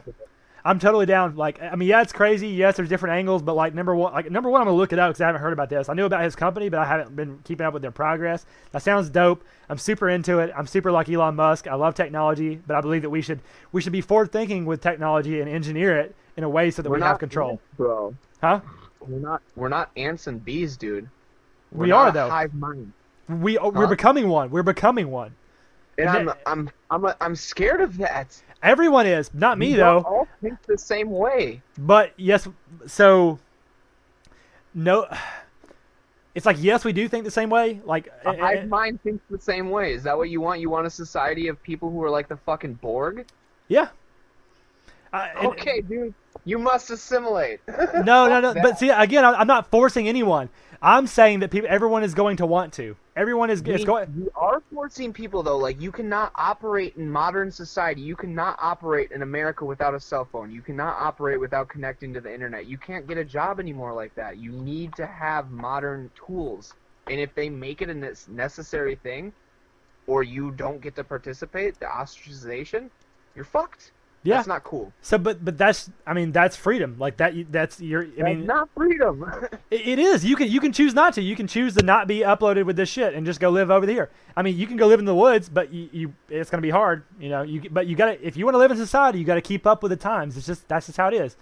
It's just how it is. You have to adapt. That's just the simple fact. It's scary. We don't agree on this though. It's being plugged to you from these big tech companies that are trying to make $1 off of you. Well, but how? How are they forcing you to do this? How are they forcing you to do this? Oh, okay, so we've already talked about how Facebook can manipulate your emotions. But that's all. But that's only if you voluntarily use Facebook. You can get off of Facebook. They're not forcing you to use Facebook. Oh, okay. All right, yeah, go live in the woods, dude. I mean, I guess if we want to just like deconstruct everything to the fact that like it's either like get on board or like get lost, like I don't agree with that. But I don't really have a great argument for it, but like the fact that like most people are really uncomfortable with the amount of information that are being tracked on us, and like all of the different things that are like being exposed, and all of the leaks and hacks and stuff that go on in these big companies where all of our data is like constantly being exposed. I don't think anybody's okay with that sort of stuff. So you can say like, yeah, go live in the woods. But I'd much rather that we just like hold these people accountable. I think it's a better solution than just saying like if you don't like it, go away. I mean, we should do both. Like overall, it's not good for society. So I don't think it's that simple. I think we should do a little bit of both. It should be a balance. We should hold people accountable. But then again, you should be able to preserve whatever way of life you want. You know, it shouldn't be that much of a pressure. Unfortunately, that's just a natural thing. It's just a natural part of nature that technology thrives and you have to keep up. I mean, again, you don't have to, but like there is pressure to do so. It becomes a decision, and I believe I'm not saying we shouldn't hold people accountable, and I'm even arguing that you should be more. Hold on. Do you think addiction is a decision? Do I think that addiction is a decision? It can be. Yeah, it can be. Yes and no. Yeah, it can be. That's kind of like, for me, it almost ties into like, is free will a thing or no? Because like, you know, yeah, there's different levels of conscious that you can be about your addiction. Like I get on Facebook and I scroll memes and I know that it's kind of an addiction, but I still do it anyway. Some people are some people don't know they're addicted. How many people do you see say I'm going to delete Facebook and they're back like 2 weeks later? No, people do that. Yeah, a good bit, decent bit of people do that. They're addicted. They're aware of it and they're addicted. And there's some people who are not aware of it and they're addicted. There's both. My favorite thing to do is challenge people to just like turn their phone off and don't turn it on for 24 hours. Turn your tech off. Don't do anything with tech for 24 hours. Let's see how long you last. Yeah, I think it's a fun. 4 hours. Can't do it. It's a good experiment. It's a good challenge. Yeah. There are people who pay thousands and thousands of dollars to go on tech retreats where like they're not allowed to access their media, and they probably like they go through withdrawals. They go through like fucking spasms and shit, I'm sure. So I agree. Again, that's another balance. There's a balance between moving forward into the technology into the future, and there's the other side of it is keeping in touch with nature, keeping in touch with what we value, with what we love, with individuality and stuff like that. I just know that there are people who design this software, and it's intentional that it's that addictive. I agree. It has that much control over That's you, a problem. and it doesn't have to be that way. And see, that's the thing, though. Is it like your solution is kind of like, well, let's like kind of go back. Let's get off the devices. Let's do this. But I'm saying no. We need to change the way that we're structuring these systems. I agree. Like and systems are the ones who are fucked up. The fact that it's a profit model is what makes it exactly. And so that's what I'm saying. Like people like Elon Musk are so valuable, and I try to be that way. I try to be forward thinking and get my hands on the technology so that I can approach it better, so that it doesn't get taken over by the shitty people. Like that's what Elon Musk tries to do. He tries to be innovative with artificial intelligence so that he can be responsible and control it. That's, you know, we have to go forward in order to control it, so it doesn't control us. And of course, part of that is going backwards sometimes and taking a break. And keeping in touch with our values and keeping in touch with our humanity and our history. You know, that's like the same debate we had earlier about nationalistic versus globalistic kind of things is how I look at technology in the future versus like the past. It's like, you know, I already consider myself like transhuman in a lot of ways, like looking forward, like part of technology, like cyborg, but I still want to keep in touch with my human identity because it was a part of me. It was a part of my history, you know. So I've already accepted that I'm partially a cyborg now, and that I'm constantly becoming more and more integrated with these algorithms and with this artificial intelligence and with these systems and with these hive minds, and I'm embracing it and I'm building it, and I'm just like, this is just part of it. And it doesn't have to mean like, yes, there's some scary parts of it, but you know, again, I just don't think we don't have to compromise anything that's valuable to us, like our humanity, our privacy, our individuality. None of that thing has to be compromised. And if it's something that goes away, it will be because we choose to, of our own will. And we make that at some point. We'll make that trade-off. At some point, we will trade. There will be a complete trade of privacy for transparency and the love and the connection that it brings. Have you read the terms of service? The what? The terms of service? Okay too. Never read it. I just trust them. I trust them. I don't trust them, but I do it anyway. I want to create a company where people can trust me. Every time somebody clicks OK on the terms of service, they're like, as you say, doing it under their own will, even though they're totally uninformed about how much they're actually giving up. Yep, that's their decision. Like, that's totally, they decide to trust Facebook. Like, that's up to them. That's free. So we just have to, again, that's why I want to build a company that I want people to be able to trust me. I don't want people to have to read the whole entire fucking thing. And that's another thing I'm trying to do. I'm trying to fix that problem in technology. Oh yeah, I've definitely seen TOSs that are only 2 sentences. I've definitely seen that. And I want to revolutionize all different types of industries with technology. Like, I want to revolutionize legal contracts with artificial intelligence. Like, basically, like, an artificial intelligence can tell you what you need to know about a legal contract, so you don't have to read the whole thing. It can basically be like a lawyer. I want to revolutionize politics. I want to revolutionize education. I want to revolutionize everything with technology. Did you hear about Gab? Gab, yeah, like the platform where you can basically just say whatever you want. Free speech. What happened to them? I don't know what happened to them. Are they still going?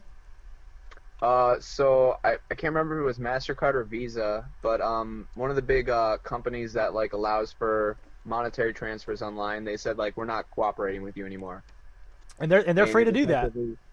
It effectively shut the site down. Yep, that's kind of fucked up. In a world where you can stifle competition like that, do you think that that's like really a viable solution? Because like, you're advocating for like competition, you're advocating for the fact that like, well, there's this one thing, but I want to provide a different service to like lean things more towards the other way, when like people are already trying to do stuff like that and it's constantly getting shut down. How much freedom do you really think you have to fight that sort of thing? Yeah, I definitely anticipate there will be a lot of challenges on this kind of quest to like create something like Gab, but even better. I mean, yeah, like, so we'll say that Visa says fuck you. Hey, Bitcoin, cryptocurrency, fuck you. Like, how else? If they try to censor us at an internet level, if the internet providers themselves, like the fucking what is it called, net neutrality type bullshit starts to happen, then that's where we just have to. If it comes down to it, we just have to fucking protest, and we have to be like, fuck y'all, like, no, and yeah, that's what we may have to do, is take it to that level and take over if you need to, But I don't think it'll come to that. I think they can. It can be very. I hope it'll be relatively smooth. I don't think it'll come to shit because people are too distracted by fucking identity politics right now to even pay attention to the fact that like everything you're doing is being tracked. Yeah, there's definitely a lot of obstacles and a lot of problems. There's a lot of zombified people, a lot of deluded people. But in order to live my life, I have to stay optimistic. I have to believe that it's going to work out, and then I also have to believe that I play a part in that, and that I'm called to do something about it. And I've already kind of figured out what that is, or at least like kind of the components of what that is, like technology, culture, psychology, build this app, do this, like, and that's just the life that's my path, like, No, I completely agree with your white pill. I'm just trying to like help people understand like the gravity of the situation, because like I want to be as positive about things as I can be. And, well, we have to be realistic too. We can't just ignore it. Yeah, I agree. But I just think like we're up against a lot when it comes to stuff like that. Yeah, we absolutely are, man, and that's what brings us here today. Like, that's what we got to do. We got to come together. We got to talk about it. We got to work together. We got to challenge the shit. We got to tackle it. That's just what it's all about. Like, I definitely agree that there's a big problem and a lot of obstacles, but there's something worth fighting for, and so that's what it's all about. Do you think? Right. It sounds like you're really advocating for like just complete transparency. Like, people shouldn't be allowed to have like individual lives. I'm advocating for that, but I'm not advocating for. Where do you draw the line? Because like we can like okay, so like I as a person could say like, okay, well, I'm gonna take your Fitbit data and I'm going to also look at like your Gmaps data. And like look at where you shop and like track and find out when your menstrual cycle is going on. And again, then, like, I mean, again, I believe in transparency, but I believe it should be consensual. I don't believe it should be mandatory. Like, again, there's a terms of service. If you don't read it, that's your deal. If you decide to trust, you decide to trust. If you decide to give your data, you decide to give your data.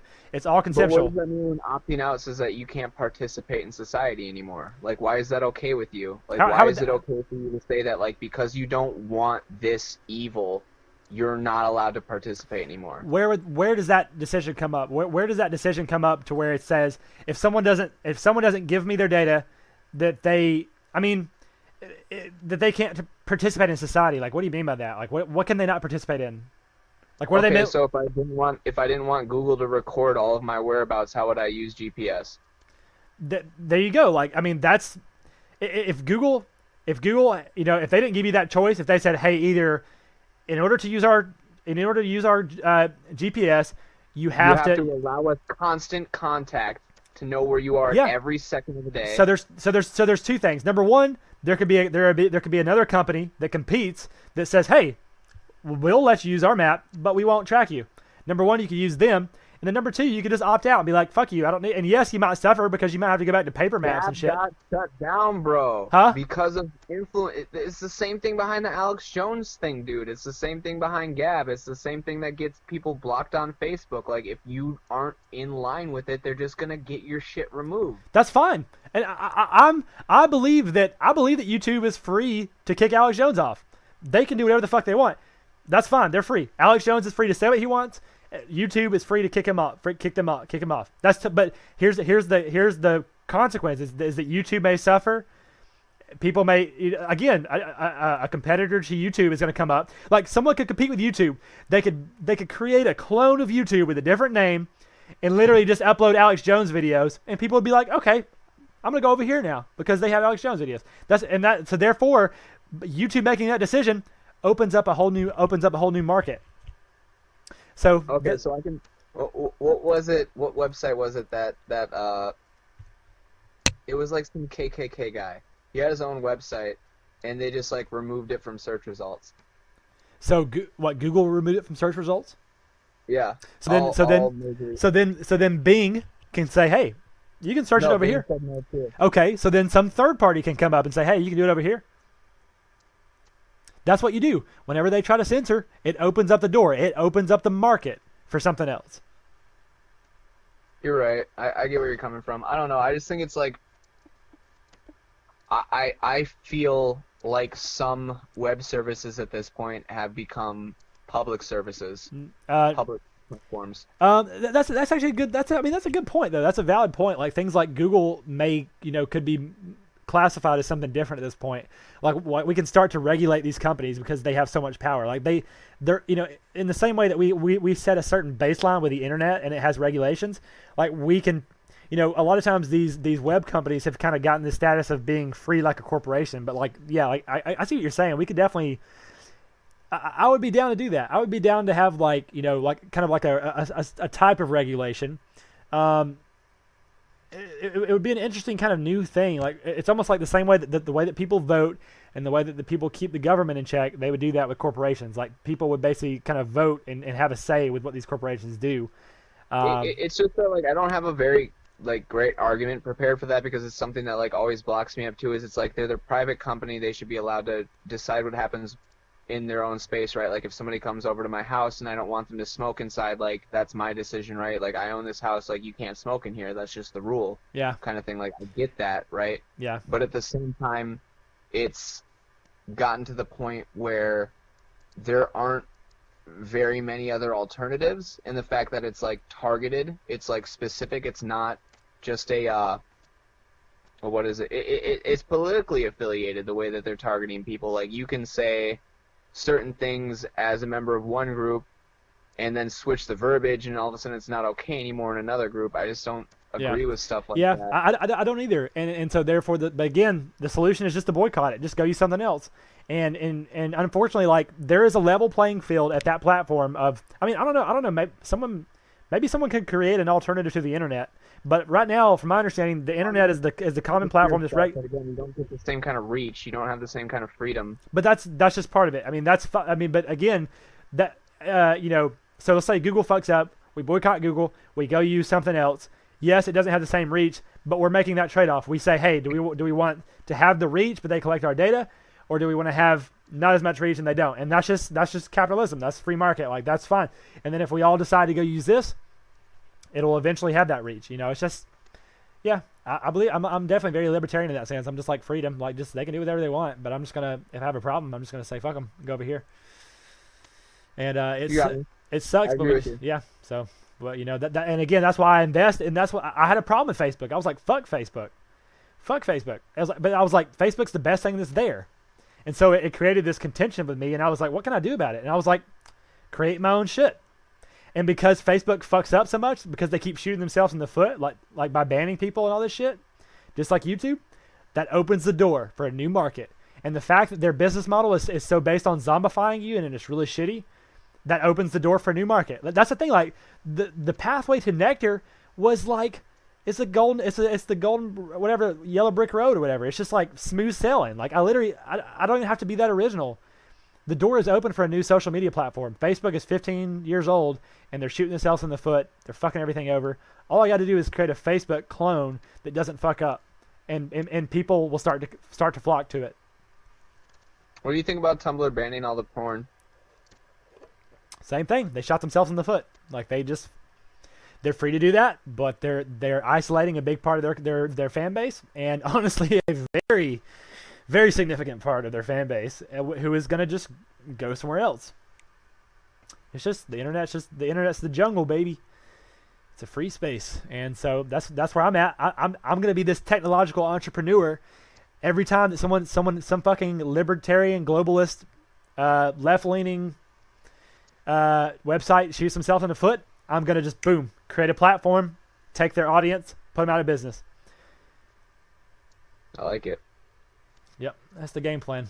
We'll see what happens though. It'll be a fun ride, wild ride. It's just weird to meet somebody who's just like completely just like nonchalant about the fact that like there's so much surveillance going on and there's so much restriction going on. And you're just like, nah, it's gonna be fine.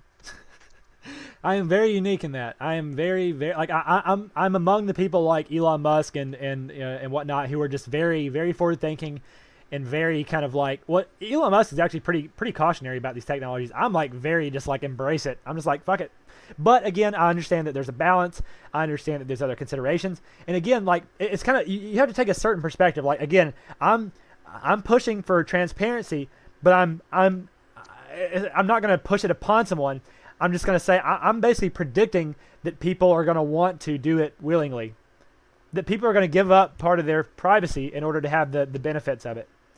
And so that it's more so a prediction. I'm not trying to force it on anybody. I'm just saying, hey, I think that people want to connect, people want to be understood, and if they have a platform to where they can feel like they can be transparent and be understood, and be more connected with people, and if they can give their data and they reap the benefits of that, and they don't have any negative effects of that, like yeah, it's kind of scary. It's kind of just weird. I think the biggest thing is just kind of weird. Like it's just weirds people out that people are taking all their data.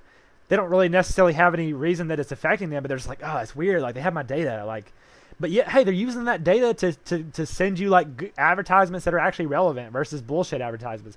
They're using that data to cater their services to you. They're using that data to show you the memes that you want to see. Artificial intelligence is dope.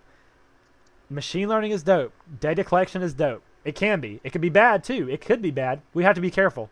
But in general, I'm very forward pushing and forward leaning. It's not just about metadata though, and I feel like that's where like your understanding of like the actual context of the issue is like limited. Like you're seeing this from a perspective where it's just like about metadata and all about the tags and stuff like that. Like, oh, so and so checked in at like such and such a hotel at like such and such a time. Right. You know what I mean? But like there are different there's this new emerging school of like study called psychographics, right? Like you've heard of demographics, right? Like your race, your age, your gender, your location where you're living. Right. And stuff So they're modeling psychology, their personality, all that stuff. Yeah. I'm all about it. I'm literally studying that stuff from my platform. I'm learning how to, and not only because a lot of times you can't directly collect that data, so you have to collect data, and then you have to what's it called, inductive reasoning to make conclusions from that, and that's just part of it. Algorithms, like you collect data, right, you analyze it. Algorithms are starting to build like personality profiles on you. They're starting to understand like what your aspirations are, like what that's your goals dope as are, fuck. like what you like and dislike, and that's dope as fuck.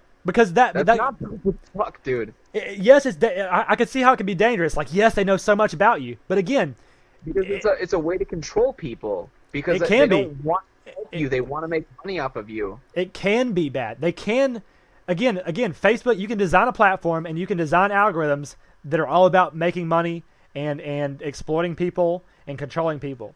But you can also you can build personality profiles to help people meet each other. Like, hey, if this, look, here's an example. Here's what I'm trying to do with Nectar. Here's an example of something I'm actually building. So if I can imagine if you could build just not a super extensive personality profile, but just a decent person. Again, I'm not trying to get too deep at the beginning. Just very basic interests, like what movies do you like? You know, let's say I like The Matrix. There's a relevant example, and let's say that my system has a movie profile on everybody in the country, or let's say everybody that lives within 100 miles of you, or everybody lives within 50 miles of you. And it says, hey, here's 10 other people that live close to you who like The Matrix. Y'all should be friends. And you're like, that's cool. Yeah, I'm okay with that. This system knows what movies I like, and it makes recommendations based on that. That's pretty cool. And then we take it to the next level and say, hey, this system knows that I'm an extrovert.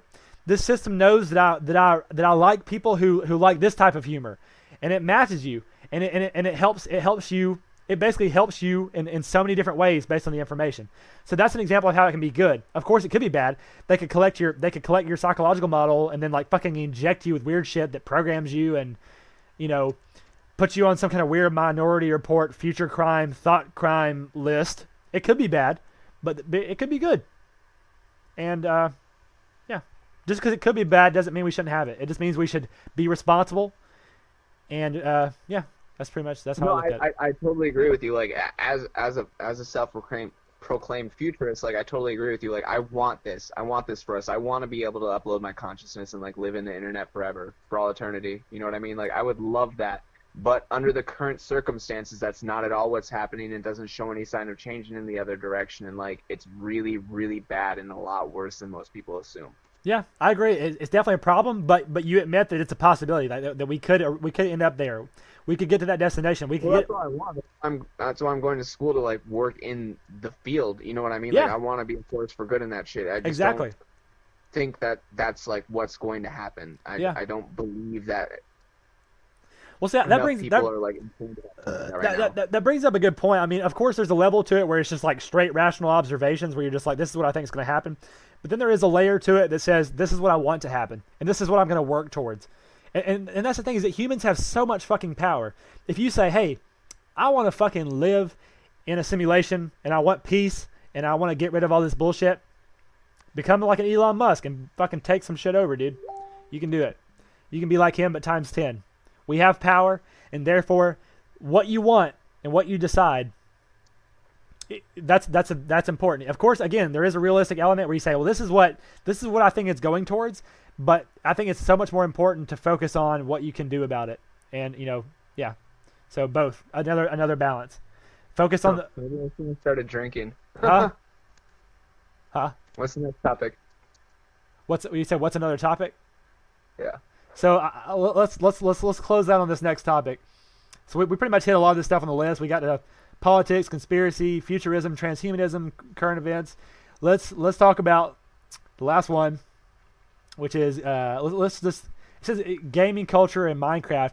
Not just gaming culture is too broad. Let's talk about Minecraft to close it out. Like, I fucking love Minecraft.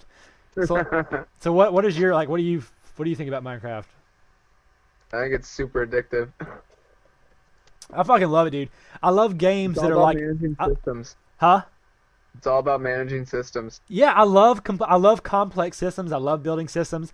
I love evolutionary simulations. I love things that are like, yeah, you build this and you craft this and you get better and you do this, and then you have to manage these things. You have to you have like a farm and you have like animals and you could go online and you can have like that's simple, but like, have you seen like the super complex like projects that people will do, like the fucking mop barner?